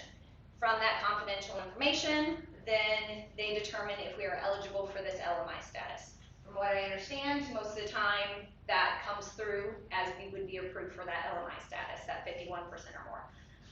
Once we are approved for that, we then can partner with the county to apply for up to $500,000 of this community facility grant that is available in September. So, the cost to the city would just simply be the mailing cost. So you're talking about a small pool of individuals that this has to be mailed to. So typically, and Cindy, you can correct me if I'm wrong, I've been told that's typically around $200 or $300 in total mailing cost to send this out. Is that fairly accurate? That's correct, but, let me interject that the mailing list has to be broken up by the 3 counties. So CDBG won't let Monroe City do just the city as one. The list has to be broken up into Monroe, who lives in Monroe County, who lives in Rawls County, and who lives in Marion County. And so it has to be broken up before we could even start anything like that. And then you are correct that there is an application that is due September 6th. But if you were going to use the Council of Governments to write that application, there's no way we can make that deadline. Sure. It is just not possible for this year. And I don't think that you could procure out, because CDBG makes you procure out now for administration, for administrators, and I don't know if you could pick up another organization that will write this grant for you, and I would hope that the city or county would not go with anyone else but the Council of Governments. But I think that there's no way you can get the survey done and write that application and have it due by September 6th. So if we got the survey completed, because I've been advised by several agencies that we could get it done within a month to 6 weeks, you're saying that even if we completed it, you guys would not be able to assist us in the CDBG fund grant writing? I'm saying that is a very short time frame, because you have to procure out for administration, which will take 30 days after you get the survey completed, and then you have to procure out for an engineer to bring on board to do a preliminary engineering report that has to accompany the application. So, well, September 6th seems like a long time off. It's not when you're writing an application. Okay, fair enough. So even if we could not get it done for the September deadline, when would be the next one? In the spring? Yes, they'll open, and so yes, your timeline would work great with that, so we could start working with the organization, the county, to start looking at getting things in place to apply for the grant funding. Perfect. So regardless of whether it happens September or March, we still have to have this survey completed to even begin the process. And on another, I mean, this LMI survey could serve in other capacities as well. Like I've been trying probably to need get one the of these city. anyway. Yeah, I've been trying to get the city And to they're do one good for 2 years? 2 or 3 4 years. Yeah. 4 years. They're good Yeah. for 4 So- years. So once we do this. Okay. Cindy, I have a question. Because the county would be the applicant, and you were saying we have to do surveys in Marion, Monroe, and Rawls. Would each county have their own income guidelines then? Yep. Okay. They would, which just complicates it Yeah. that much more. But yeah, we work with CDBG and they have said that this is how we have to handle this city. Okay. Does this open up the doors for? Because the city's not the applicant. Or Yeah. because we have residents in all 3 counties. Okay. Because there's residents in all 3. I would say that either way, I would be happy if you could use it for your grant, but We'll it's use something that we need to probably do, even if you weren't here requesting it, I would suggest. Because if we're going to have grant opportunities, we would need to have that information Right. for ourselves. Yeah, it would arise for other occasions. It serves for, But do you agree with again, that, correct Cindy? me, wastewater, demolition, there's several different. So demolition, you don't need the LMI survey, but for community facilities and infrastructure, you would need that. But I did say that it is good for 4 years, so the timing is important. So they are getting on a cycle where they're gonna open this every April, May, of every year. So if you do your LMI survey now, then you're gonna almost waste a whole year.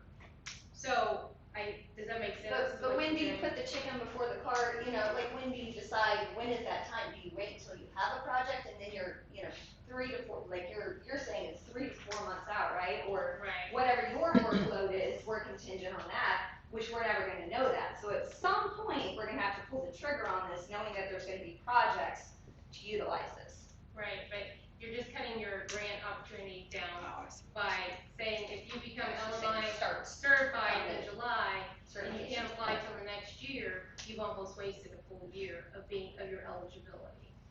Oh. We could go ahead and make the motion, and you guys could figure out the timing that works best for The your community. group, and, I mean, maybe if we pull the trigger on it in October and start working toward it, and it might be the first year before you get your 80% response. Check the box. Check the box. Yeah, I got it. We would really like to work with the city on that. And, I mean, unless you're adamant on designating a community organization to do that survey, typically we work with the city on that. Yeah, okay, yeah, understandable, yeah. Would it be okay if the city does it, or what is that, I mean?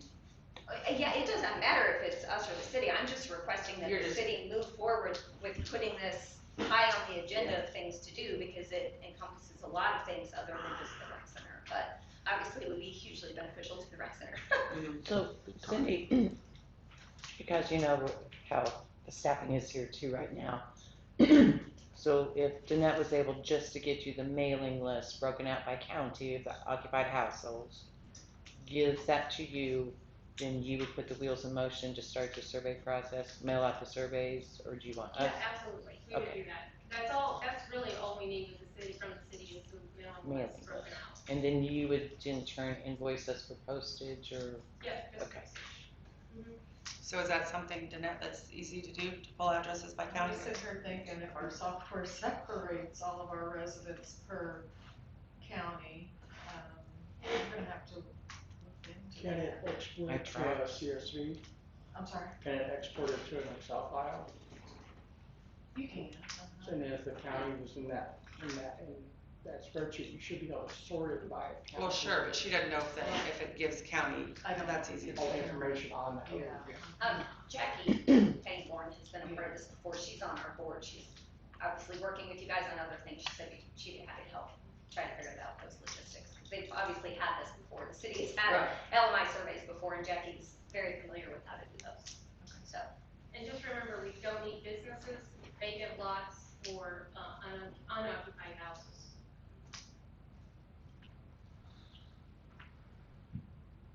So, we don't need to do anything with this. We need to make a motion, I guess. To allow the city. To begin, yeah. For the city to move forward with the, Low to moderate income survey. and to pay for postage. And since it's not just benefiting them, it'll benefit the us city as well. for any other opportunities for grants and whatnot. Okay. Yeah. I'll make a motion to authorize the city to proceed with LMI survey and cover the cost of postage, to work with the council of governments on that process. Okay, we have a motion on the floor to proceed with the LMI study. We have a second. I'll second. We have a motion second. All in favor say aye. Aye. All opposed say no. Motion has been approved. Thank you all, follow our Good luck. website and Facebook page.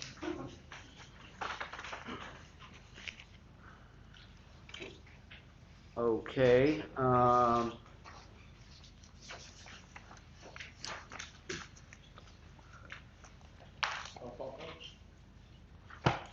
we need to have the board's permission to go out for an RFQ, request for qualifications for engineering services,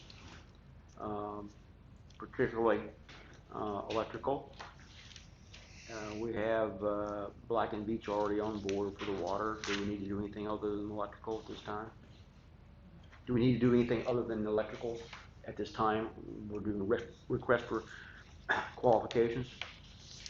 Do we have an electrical project we need an engineer for? Well, yes. Oh. Yeah. What? Consulting. We'll have qualifications later, but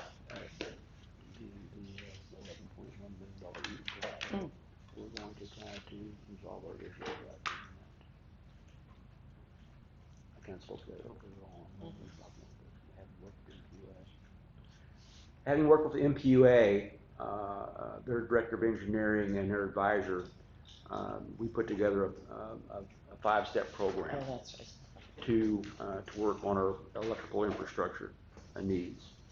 And there may come a time where we will need, correct me if I'm wrong, Carrie, we will need to contact an engineer within that specialty for input, advice, recommendations. I just blessed somebody who sneezed. What? I've done that. She just blessed someone that sneezed. Oh. She said, bless you, and you looked over at her.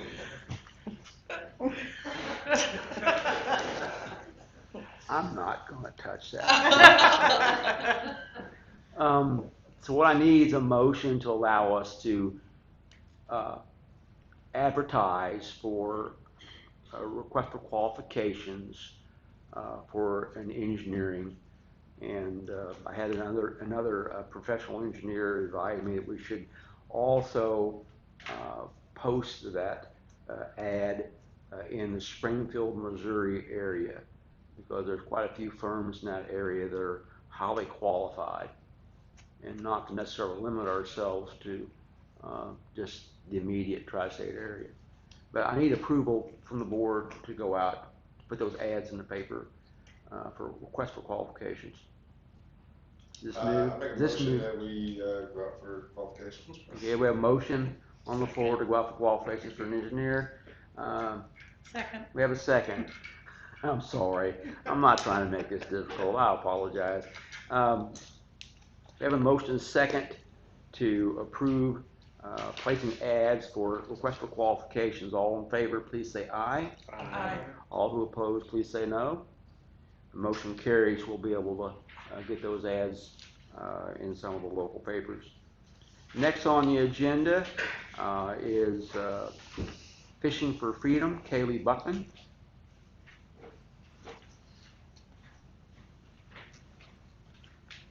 I'll come up here for y'all. I'm Kaylee. I'm North Queen Lake Director for Fishing for Freedom. We've done this for 13 years. We've come through Monroe City. I'm asking this year because the VFW does not put out the flags. The FFA kids do, and they've done it the last 2 years. They ask for $150 to go to them. These kids get up at 3 a.m. and go put out the flags down Main Street. So I'm asking the city if they'll pay the $150 for the flags to be put out. What has been the procedure in the past with that? The city's paid for it when it was the VFW. Last year, I don't know why, that the kids didn't get paid when it was asked for the city to pay. That's probably self-explanatory. Yeah. Yes. You sit through this meeting. So, That was good. So we owe them $300. I think so, but they'll be happy if you just pay the $150 this year. I mean, that's only fair to pay them what we promised them. I'll make a motion to pay the FFA youth $150 to put out the flags for Fishing for Freedom. And if we owe the them past if we two owe them, balance yeah. too. Find out. So we owe them $300. We have a motion on the floor to authorize payment to FFA of $150 and any past due amounts due for putting up the flags for this event. Do we have a second? Second. We have a motion and a second. All in favor, please say aye. Aye. All opposed, please say no. I didn't know how to repeat it, okay? So. All right. Wait, I'm sorry, is there more? I've also been working with the police department and fire department and EMS this year. If you guys would put the word out, I've posted a flyer on my page. I've shared it to the city's page, I think. I think it's waiting for approval. You're not gonna get that. I'm not probably gonna get that. It's letting everybody know that they will be coming through June 2nd. Roughly ETA is around 1:20 is when we'll be here. It was pretty cool last year. All those It's boats so went, way cool. yeah. Can you And have so- you put it on the Monroe City business So did, Yes. okay, I get it from that. I And- sent it to Sid, so. You led me to believe that you'd already talked with the chiefs, both Yes, chiefs. I've talked to all and of them.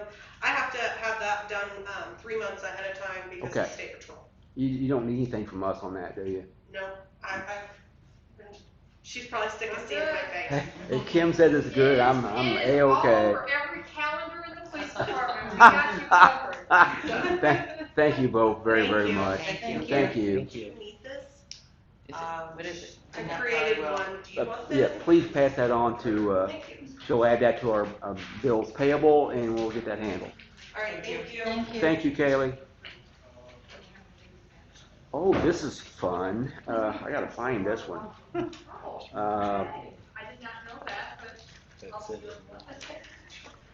All right, next on the agenda is a bill. This will be the first one for us.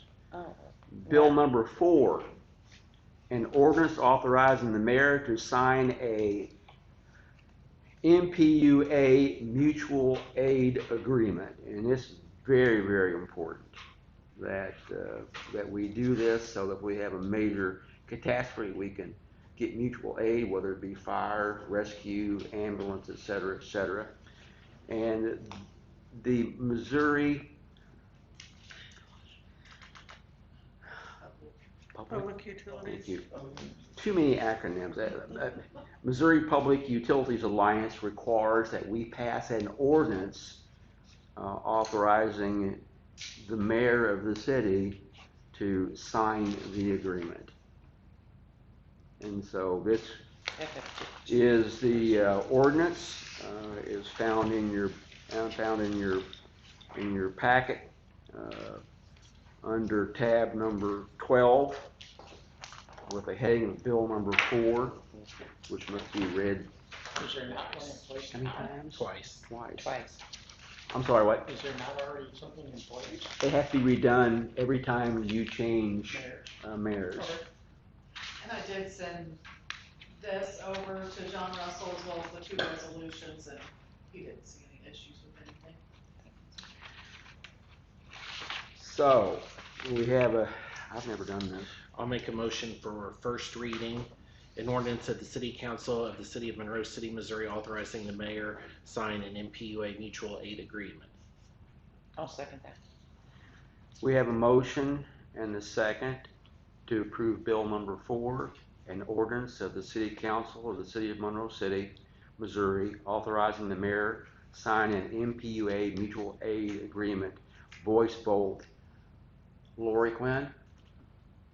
You have to say Yes. aye. Aye. So yes, fine. Yes. Amy, yes, Yes. yes. Yes. Yes. Yes. Okay, that's your first reading.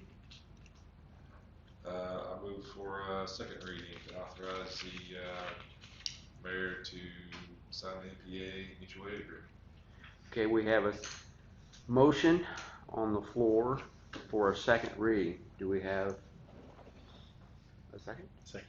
We have a motion and a second on the floor for a second reading of that ordinance of the City Council of the City of Monroe City, Missouri, authorizing the mayor sign an MPUA mutual aid agreement. By voice vote, Lori? Aye. Adrian? Yes. Yes. Jason? Yes. Robin? Mike? Yes. Grace? We have a second reading. Motion to pass. The ordinance is approved and accepted. And you'll have to assign an ordinance number to it and get it into the book. Thank you very much. Okay, next thing we need to do is we need a resolution. Here we go. Resolution appointing a director and an alternate director to the Municipal Gas Commission, doing business as the Missouri Gas Commission.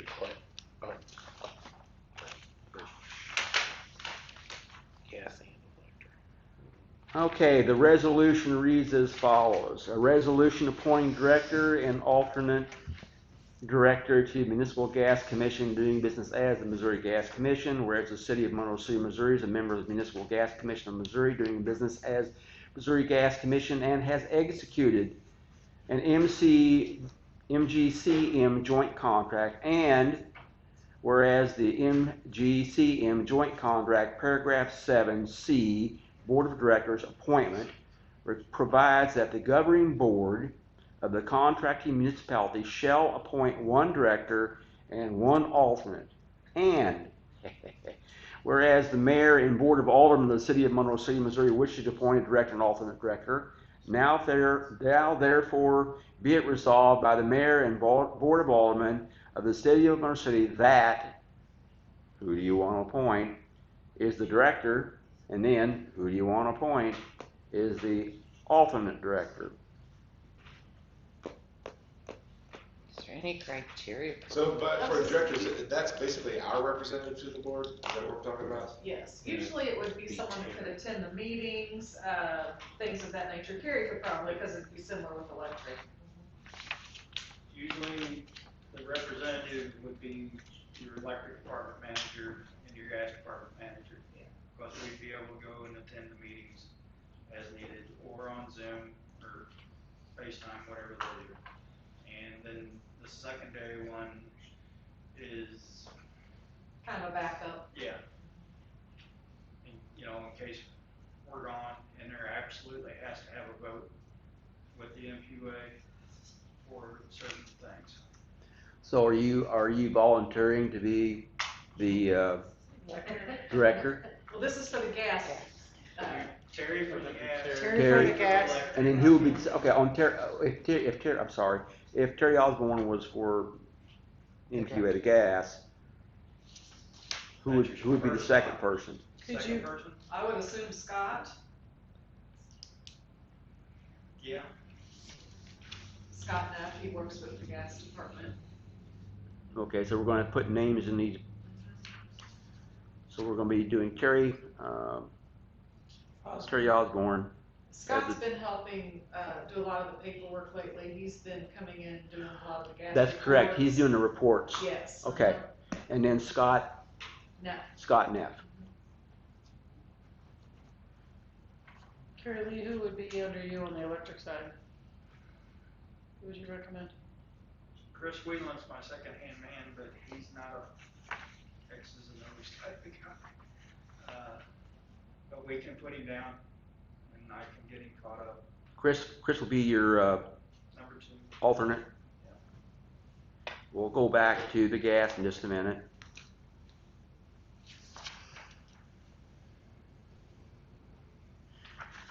Now, therefore, be it resolved by the mayor and board of aldermen of the city of Monroe City, Missouri, that Terry Osborne is hereby appointed director and Scott Neff is appointed alternate director. And it has to be done by voice vote of ayes and nays. And we need a motion to approve the resolution. That we approve this resolution, appointing Terry Osborne as the director and Scott Neff as the alternate. We have a motion on the floor to appoint Terry Osborne as the director and Scott Neff as the alternate director. I'll second. We have a second. We need this by ayes and nays, so all in favor say aye. Aye. All opposed say nay. The ayes have it. You have 6 ayes and 0 nays. And no abstentions and no absentees.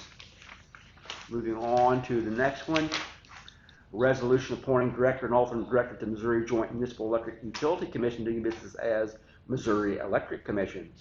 Whereas the city of Monroe City, Missouri is a member of the Missouri Joint Municipal Electric Utility Commission doing business as Missouri Electric Commission and has executed the MJMEUC joint contract, and whereas the MJMEUC joint contract paragraph 7C Board of Directors appointment provides that contracting municipalities shall appoint by resolution one director and one alternate, and Whereas the mayor and the board of aldermen of the city of Monroe City, Missouri wishes to appoint a director and alternate director, now therefore be it resolved by the mayor and board of aldermen in the city of Monroe City, Missouri, that Carrie Lee is hereby appointed director and Chris Whelan is appointed alternate director.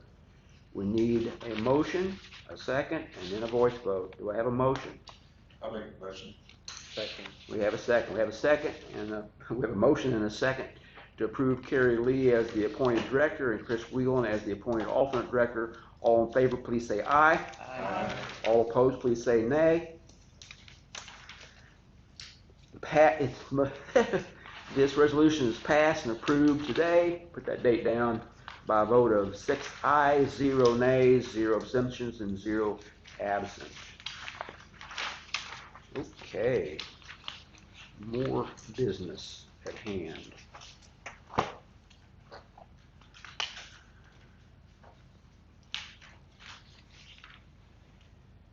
Sheraton Valley contract renewal is item G.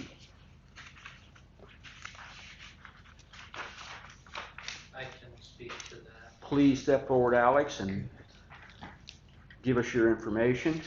So I've been talking with Kaylee Teeter, a representative from Sheraton Valley. I tried to get her here. She wasn't able to be here, sadly.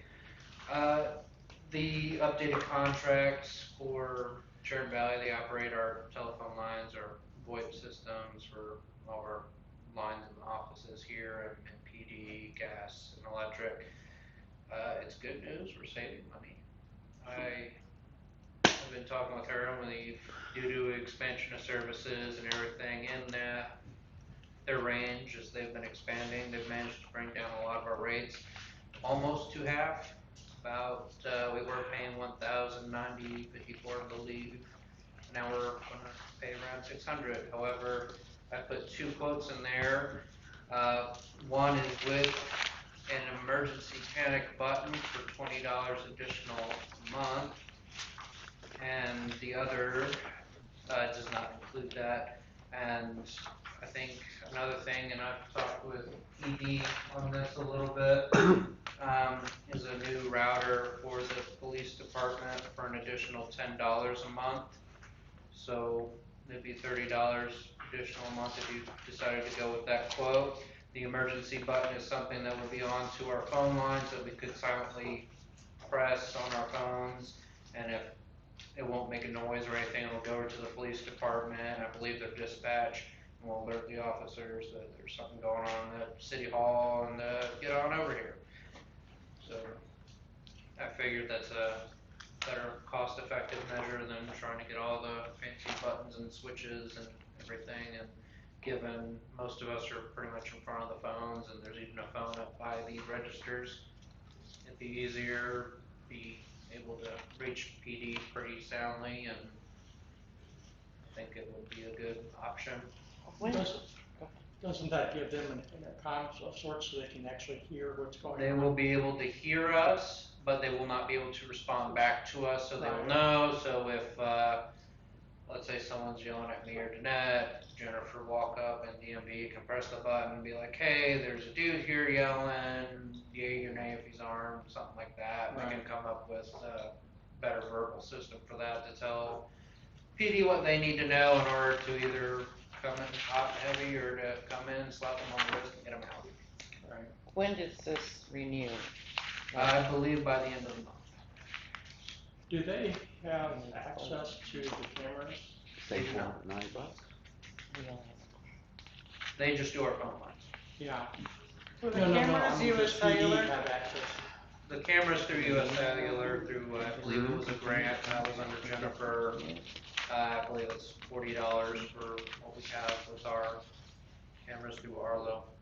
Well, what I was asking is, does PD have the ability to log in To the to cameras? view the Not cameras? at this point, well, I think Nate does. Nate does. Nate does. But I think that's only because he helped set them up. Right. But then again, it'd probably be faster just to come across the street and right now. What other providers what other local providers can provide the service? for like the emergency This, button. all of this. I know Tiger Hawk, we haven't gone over exact details for the voice over, the VoIP systems, but I know they also do it. They say they're about as comparable to Sheridan Valley, a little bit lower, but Sheridan Valley does a lot, and they'd be able to give us that router, which I know the PD needs. What other services Sheridan Valley providing outside of this? Internet services, sir.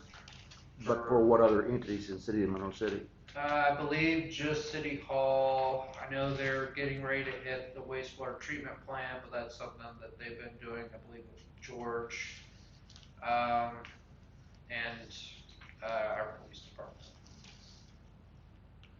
How much difficulty and expense would be incurred if you changed suppliers? How many hours of time? Our time, your time. How much difficulty?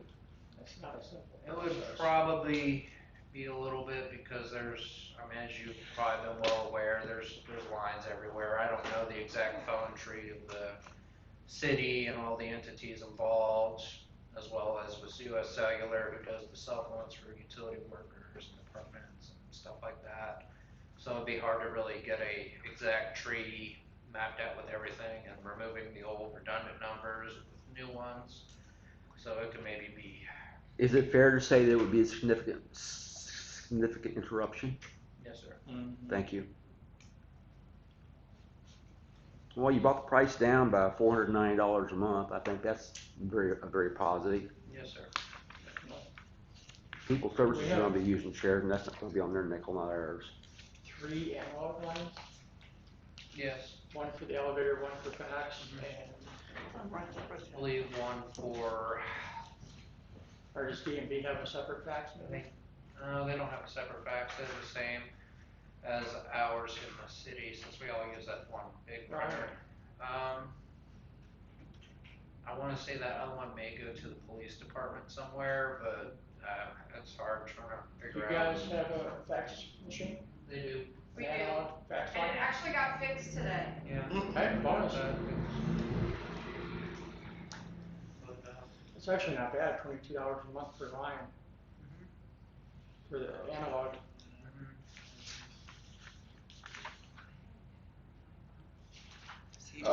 So I think that's good. What about the router for the police department? Is that basically the real one having? Is it? They discussing with the Pat McGee and Zach, their internet's really slow. They're unable to almost do much with their body cam stuff. Load their current one. I believe it was their body cam, some other information. That loads to the cloud. To the cloud. Yeah, I get it. Sizes and speeds. I think this would be a good step into helping them at least get that infrastructure. So if that's not the case, we can figure out what it is next that's causing these issues, so they'll be able to get things out and about faster. Save some money in the long run. Because they're already on Sheridan Valley's fiber for internet, right? Yes, sir. But the router's having issues. I believe so. I believe, what's her name? Danielle? Danielle brought in some other router somewhere to perform, be more accurate. I think at the time it might have been, but with things advancing the way they are, not anymore. But this If you came over and looked at our router and our system, you would probably have a stroke. I've seen. Yeah. Yeah. The wiring in that building concerns me. Be afraid to touch it. When does this have to be renewed? I believe by the end of the month, beginning of the next month. Is this a? So this says it's valid through June 12th of 24 on here. So, June. Say that again? it says it's valid through June 12th of 2024. But we're not in danger of losing service, are we? No, sir. But until we execute this contract, we're still gonna pay $1,090 a month. Yes, sir. Well, it's saving us to go ahead and execute it, right? So I think, I'll make a motion that we, execute this contract, save ourselves $400 a month. Do you want the one with or without? We'll take the with the, I make a motion to do it with the buttons and with the router. I And second. the router. Aye. Second since you voted. I guess that's okay to do, I don't know. We have a motion second on the floor to approve the contract with Cherokee Valley. Everyone else that wants to vote, please say however you choose. She threw me for a loop. The motion passes. That's a new one on me. You next. Yep. What else have we got? Okay. Polls. You want to do the polls now? Sure. You got competitive bids? Do you have competitive bids? Good.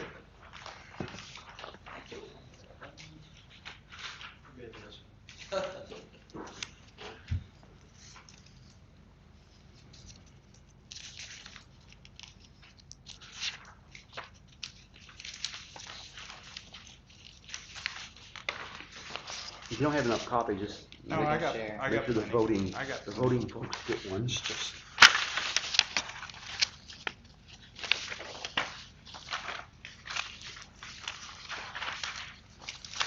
Thank you.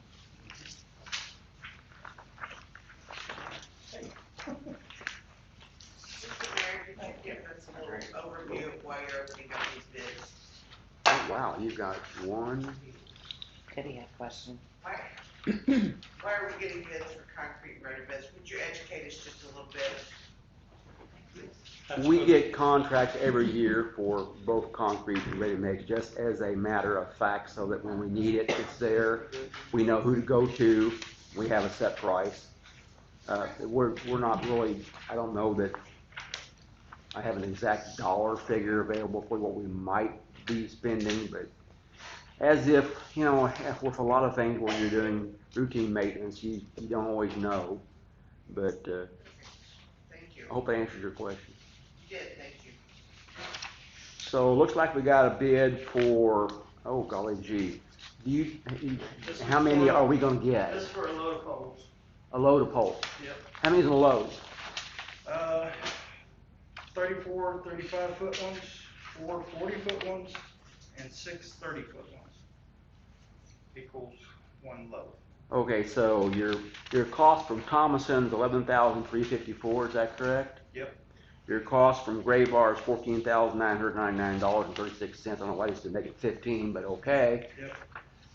From Kirby, you got $13,994.12. Yep. And Bridgewell Resources. huh? Bridgewell Resources. Okay, that's $13,314. So Yes, sir. Thomason's clearly the cheapest. Is there a reason not to use Thomason? Nope, they're always the cheapest. That's all they do is poles. And that's who we usually buy them from? And they come from Mississippi. Or Mississippi plant, I think. Well, I'll make a motion that we approve the purchase of poles with Thomason for the 11,354. I'll Yeah. second. We have a motion second on the floor to approve the purchase of poles from Thompson in the amount of $11,354. All in favor, please say aye. Aye. All who oppose say no. The motion carries. Thompson will be awarded the bid for poles. Are you going to contact I will get you the, how about I just get you the Okay, thank you all. Thank you, Carrie. Yep.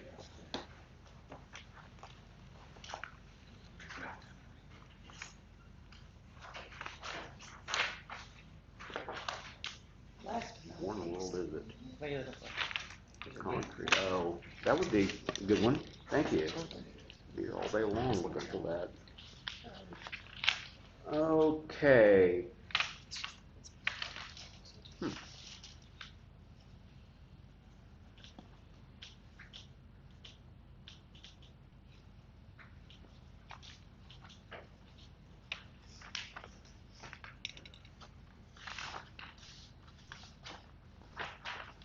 Okay, we're doing the bid opening for bids for the concrete.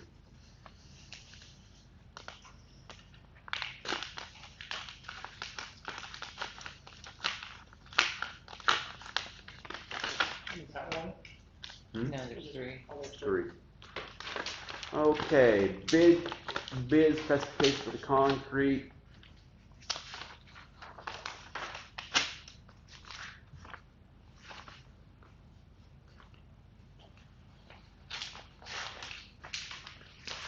It doesn't feel like Christmas. Oh, goodness gracious.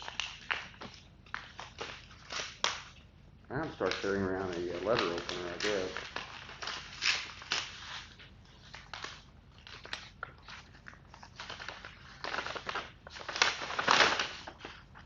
Very flexible, one page. Well, they're sealed bids, all right. All right.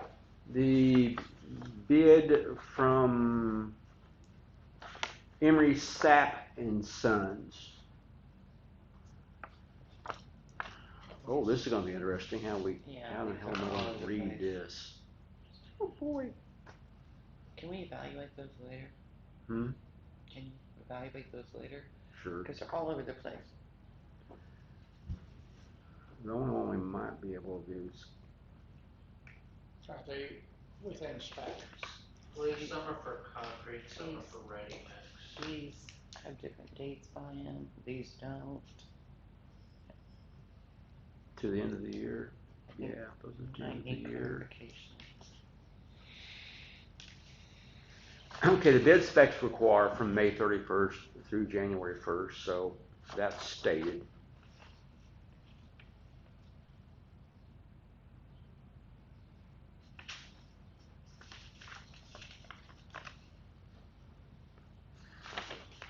We're gonna have to table this and sit down and go through it. Their prices probably go up after the summer.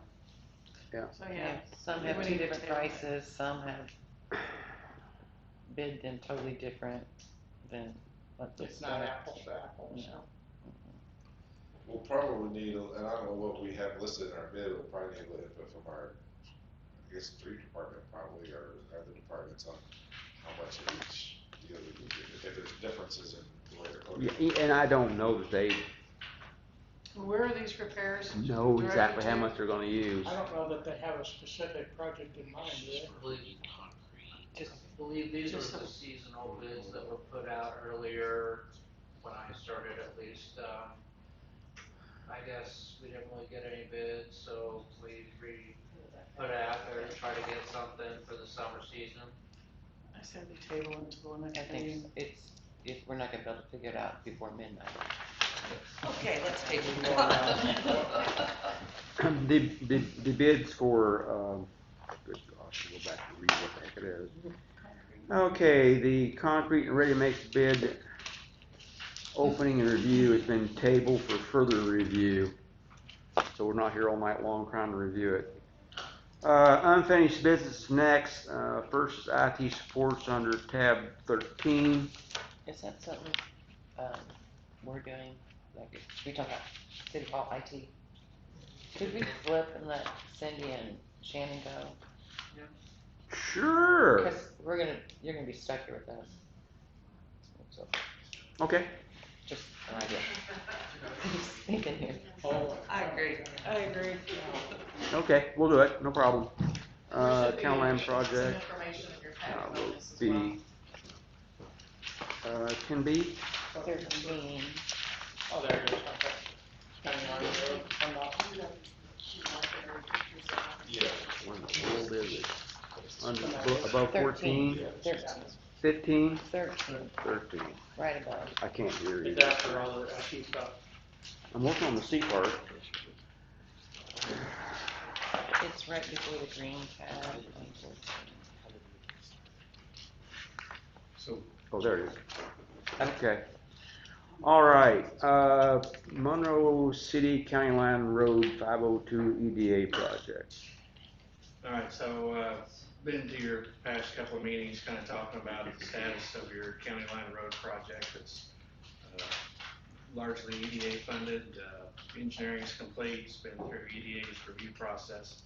Really, the only thing that's left, not to put George on the spot, we're just needing some flow and pressure numbers from him to complete the water main permit that we need from DNR.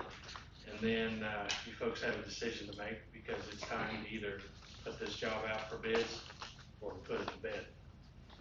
And so, based on your request at the last meeting, worked with Cindy to just put some numbers together. She did the huge majority of it, and so it's okay, I'll turn it over to you. Yeah, sure. So It's time to go put it to bed tonight.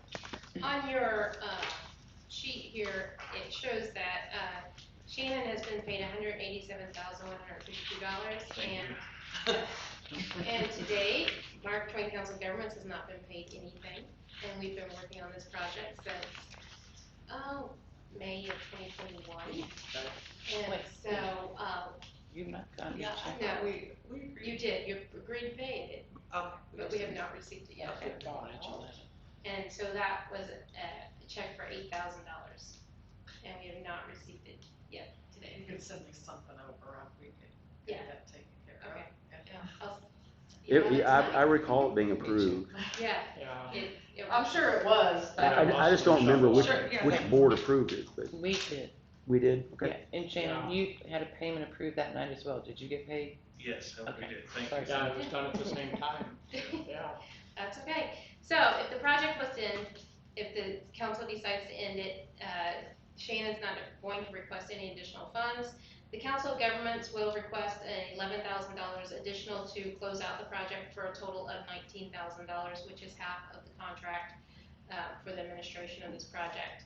So the total will pay before reimbursement $206,152. EDA will reimburse at the cost of 80% incurred, and the city will be responsible for 20%. So 20% of that $206,000 is $41,230 that the city would have in the project and not get reimbursed for. So if the project continues, and this is just an estimate because we don't know what the final cost would be when we would go out for bid, the engineer's construction estimate is $1,190,755. An additional project cost of $327,685. Our administration would be $38,000. The total engineer cost would be $304,475 for a total of $1.8 million. EDA will pay 80% of those costs, and the city will be responsible for 20%. So the 20% of 1.8 is $372,183, and that is what the city had agreed on paying, was their part of the cost, this project. I'll make a motion to abandon the project as of today, pay the Council of Governments, the $19,000 we owe them. Second. We have a motion and a second on the floor to cancel the project for the Monroe City County Line Road 502 EDA project. We have a motion and we have a second. All in favor of canceling the project, please say aye. Aye. All opposed, please say no.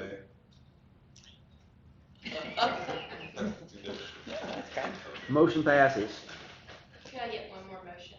That is to pay that other remaining $11,000 to the Council of Governments. Actually, she just made a motion to pay $19,000. Oh, it's in there. Oh, okay, I'm sorry. To pay you a total of $19,000. No, I'm sorry. The other thing that will probably need to be done is even though you've canceled the project, there's still some contracts in place, an engineering contract, maybe a contract. It would be appropriate to document the termination of those contracts. And if you want to have your attorney, John Russell, issue a letter to that effect, something that's consistent with the contracts, that would probably be the right approach. It's basically a no-fault contract termination is the right language for that. No fault. How much is that gonna cost? No. I don't know, you'll have to ask John. John Russell. I mean, but there's not a cancellation fee. No. I'm not aware of that. I'm not expecting one. I just like my paperwork. Sure. So. That way I can take it off my books. Honestly, it's just a matter of finances. That's the only reason. Yeah, I understand. And that's what will be conveyed to EDA. Great, thank you. Thank you. Thank you, guys. Thank you both very much for your efforts. We do appreciate you.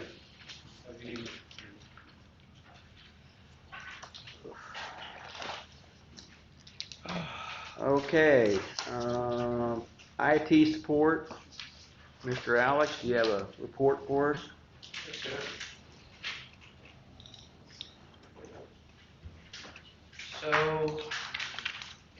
packets, before the County Line Road, I put a whole bunch of information in there.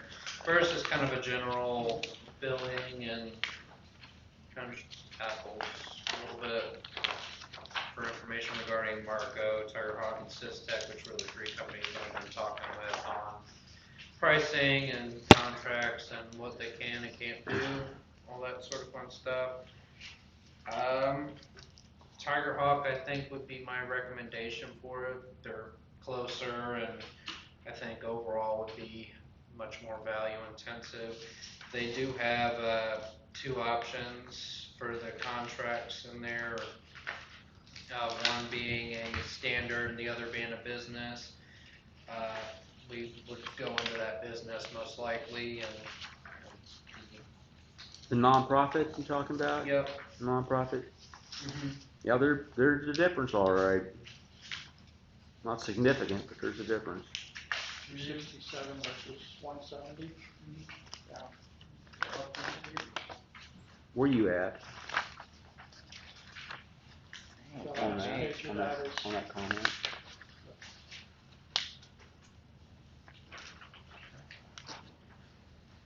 The Systech is an actual contract. They do work with a lot more municipalities than Tiger Hawk does, but the bulk of their municipalities, like Moscow Mills, much larger municipalities who would be able to afford most of their services.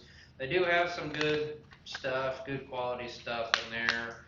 However, with current finances, I think Tiger Hawk would be overall the best. The hosting, the email migration would be pretty seamless throughout all of them, and they'd be able to work with us a lot more. The Microsoft Office 365 for Systech, they have government domains for the Microsoft Office for cloud saving for government stuff. All of them, I've had quotes for selective backups for the people that we would need it under Sunshine Law, the mayor, city clerk, as well as any other staff that would really need backups. Is this one from Systech for 12,000? Is that annual?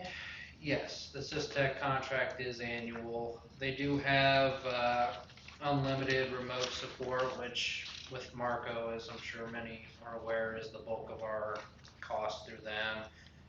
For example, just changing the mayor's email on the mayor at Monroe City was just $60 to do. That's pretty steep to me for changing an email password. What do we pay Marco? $60 just to change your password. What do we you pay have for a the? rough idea like what we paid him in the last year, or what we pay him roughly per month? It would not surprise me if by like current, what I've seen, a little over 3,000, and probably just remote. I could see maybe more. In the last month? No, in the months I've been here. Oh, and you got, been here a year.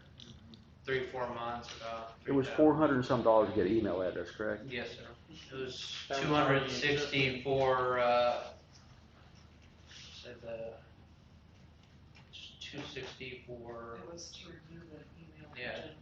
to remove the emails from non-employed city workers, which Yeah, are ridiculous. And on the summary page, it kind of breaks down the rates that Marco's giving me. They won't give me their incremental rates, despite me asking for that and confirming that over email that they do bill incrementally by the hour. Not like they don't want our business. From what many of the IT companies that I've spoken with, they believe that they're wanting to get rid of the smaller companies so they can focus on their bigger organizations. And I've heard that from all the other IT services and people I've also reached out to. So. Yeah, I mean, it looks like it was about $500 last month for IT support to Marco. I mean, that's a rough. I don't know how many, of course, not sure how many months that included with some of those other bills, I guess. But anyway, that's what was on Bill's table for this month. $500. Tiger Hawk on their billing, is it a 1 hour minimum, 2 hour minimum, I believe they also bill incrementally as well. 15 minutes? What about for on-site? On-site, I believe it is, for the nonprofit, on-site is 90 an hour, same as in office, but the remote support's $80. But is the on-site of 1 hour or 2 hour minimum? Just incremental. Wow.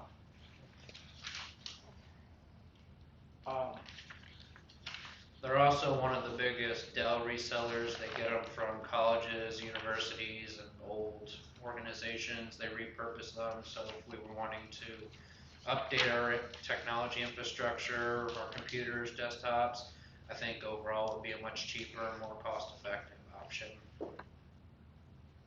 So on Tiger Hawk, they're not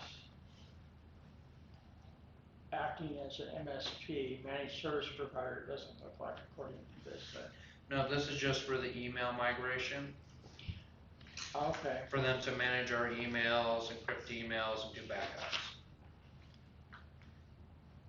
And I will say our licenses with Marco end November 17th, I believe, is what John Knipfel, the printer copier side of Marco, told me in a meeting just the other day. As well as several other of our office stuff will be ending in December of this year as well. I have to admit, this is like Me too. way over my head. So what I would honestly look at is price, because I know that's not the correct thing to do. So I would almost ask you, or someone else that's smarter than me, to make a recommendation. There Or was an IT guy there. So I see where the contracted services fee administration, that's where the MSP part comes in. Yes, sir. Okay. What is most suited for what we need?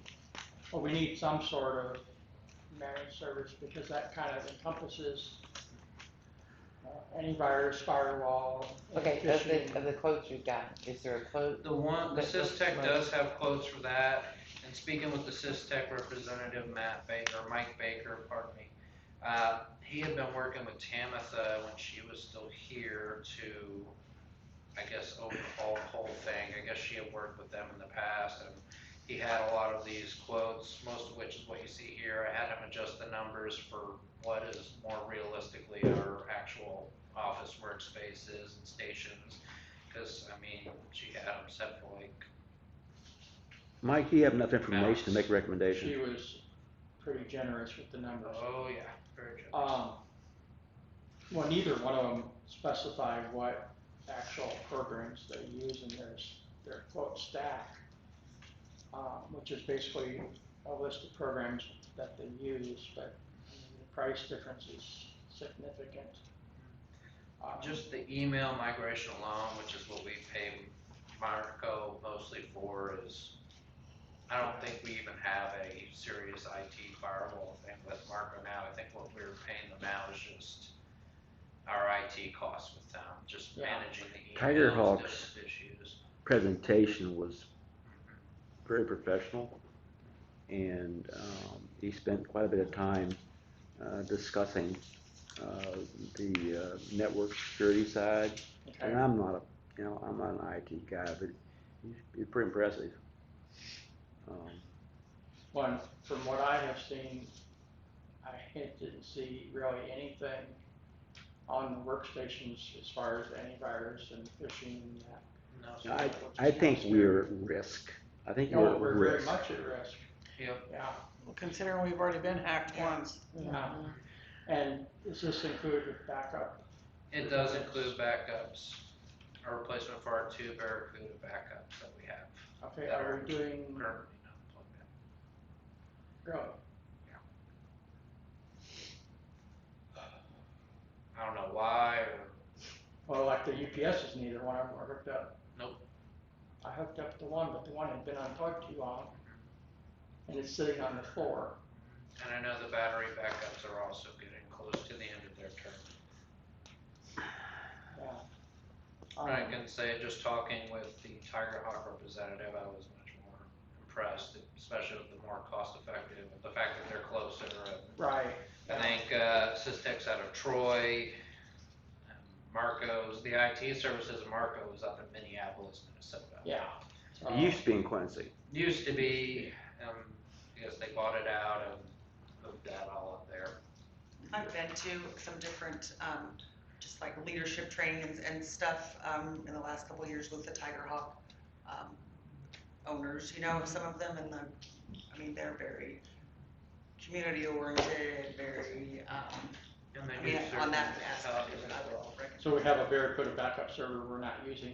What is their backup strategy? Is it 3-2-1? I believe it is. Okay. Which is basically 3 copies, 2 locations. I forget the exact, but it's basically spreading things out in case there were a fire or flood. We, Or a I hack. think that's what we have, something similar to that. And when I was asking for the quotes, I wanted it more for Jacobson. the mayor and Right. city clerk and the people who would need that for the summer. Do they have immutable storage? I'm sorry. Do they have it, what they call, I think it's immutable storage, which is basically it's frozen. So even if we were to get attacked, that it couldn't be, the backup couldn't be corrupted or encrypted. I believe so. He mentioned something similar. I don't think he used that language though. Right. Because if the backups get encrypted, you're at the creek still. But I do know for sure on the business class hosting software that it is much more secure, much more protected as opposed to the standard hosting, which is what I'm guessing we have now with Right. with Marco currently. Yeah, and they're not marking it up. Probably at all. Not that much. Yeah, by $1 maybe.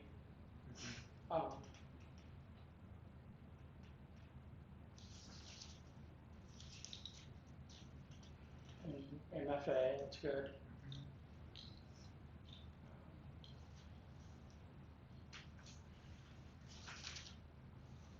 Would you like my recommendation? Please. I would do Tiger Hawk. You will make a motion? I'll make a motion that, we, contract with Tiger Hawk for. We have a motion to contract with Tiger Hawk. Do we have a second? Second. We have a motion and a second to contract with Tiger Hawk. All in favor, please say aye. Aye. All opposed, please say no. Oh, heck, you can't say no because you jumped it. I do believe we will have to give Marco, I believe it's 30 days notice of the change. I know that Tiger Hawk has also they've been onboarding a lot of Marco's old customers, so they kind of have some sort of reputation with them on getting emails, passwords, all their systems over to Tiger Hawk. So They indicated they have no problem whatsoever. They've been working with them consistently over the past few months to onboard new customers from Marco, so it should be a no-brainer. Because I've seen people fight it. Anything else, Alex? Yes, sir. Thank you very, very much for your hard work. I do appreciate it. Thank you. Anytime you can save money, buddy, that helps a lot. Save money and better So I service. entertain. I have one quick question. Yes, ma'am. Next council meeting, June 6th is the first Thursday, so it'll be up to 13.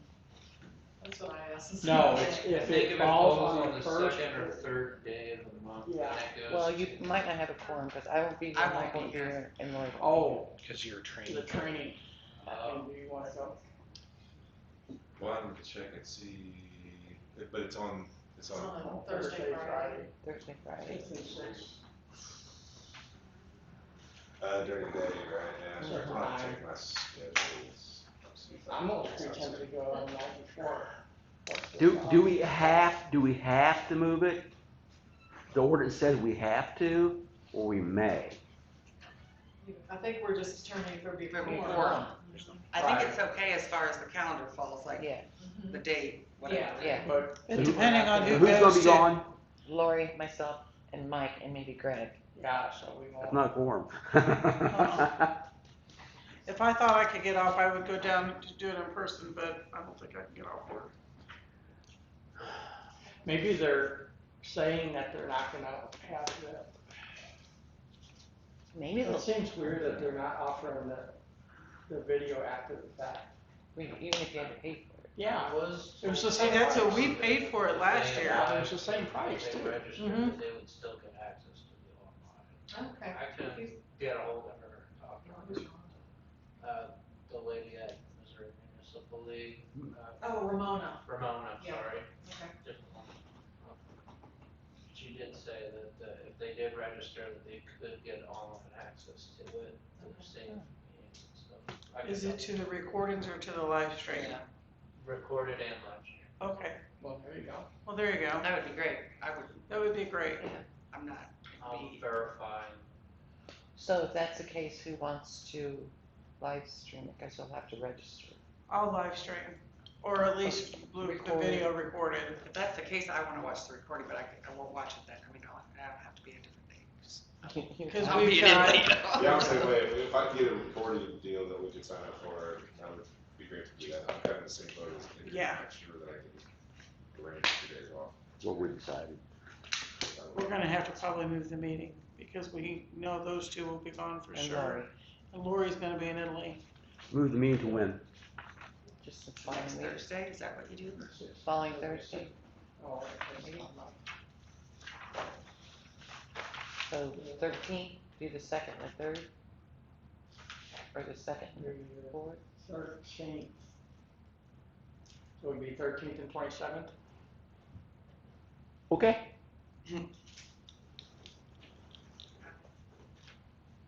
Because you have the ability to do that.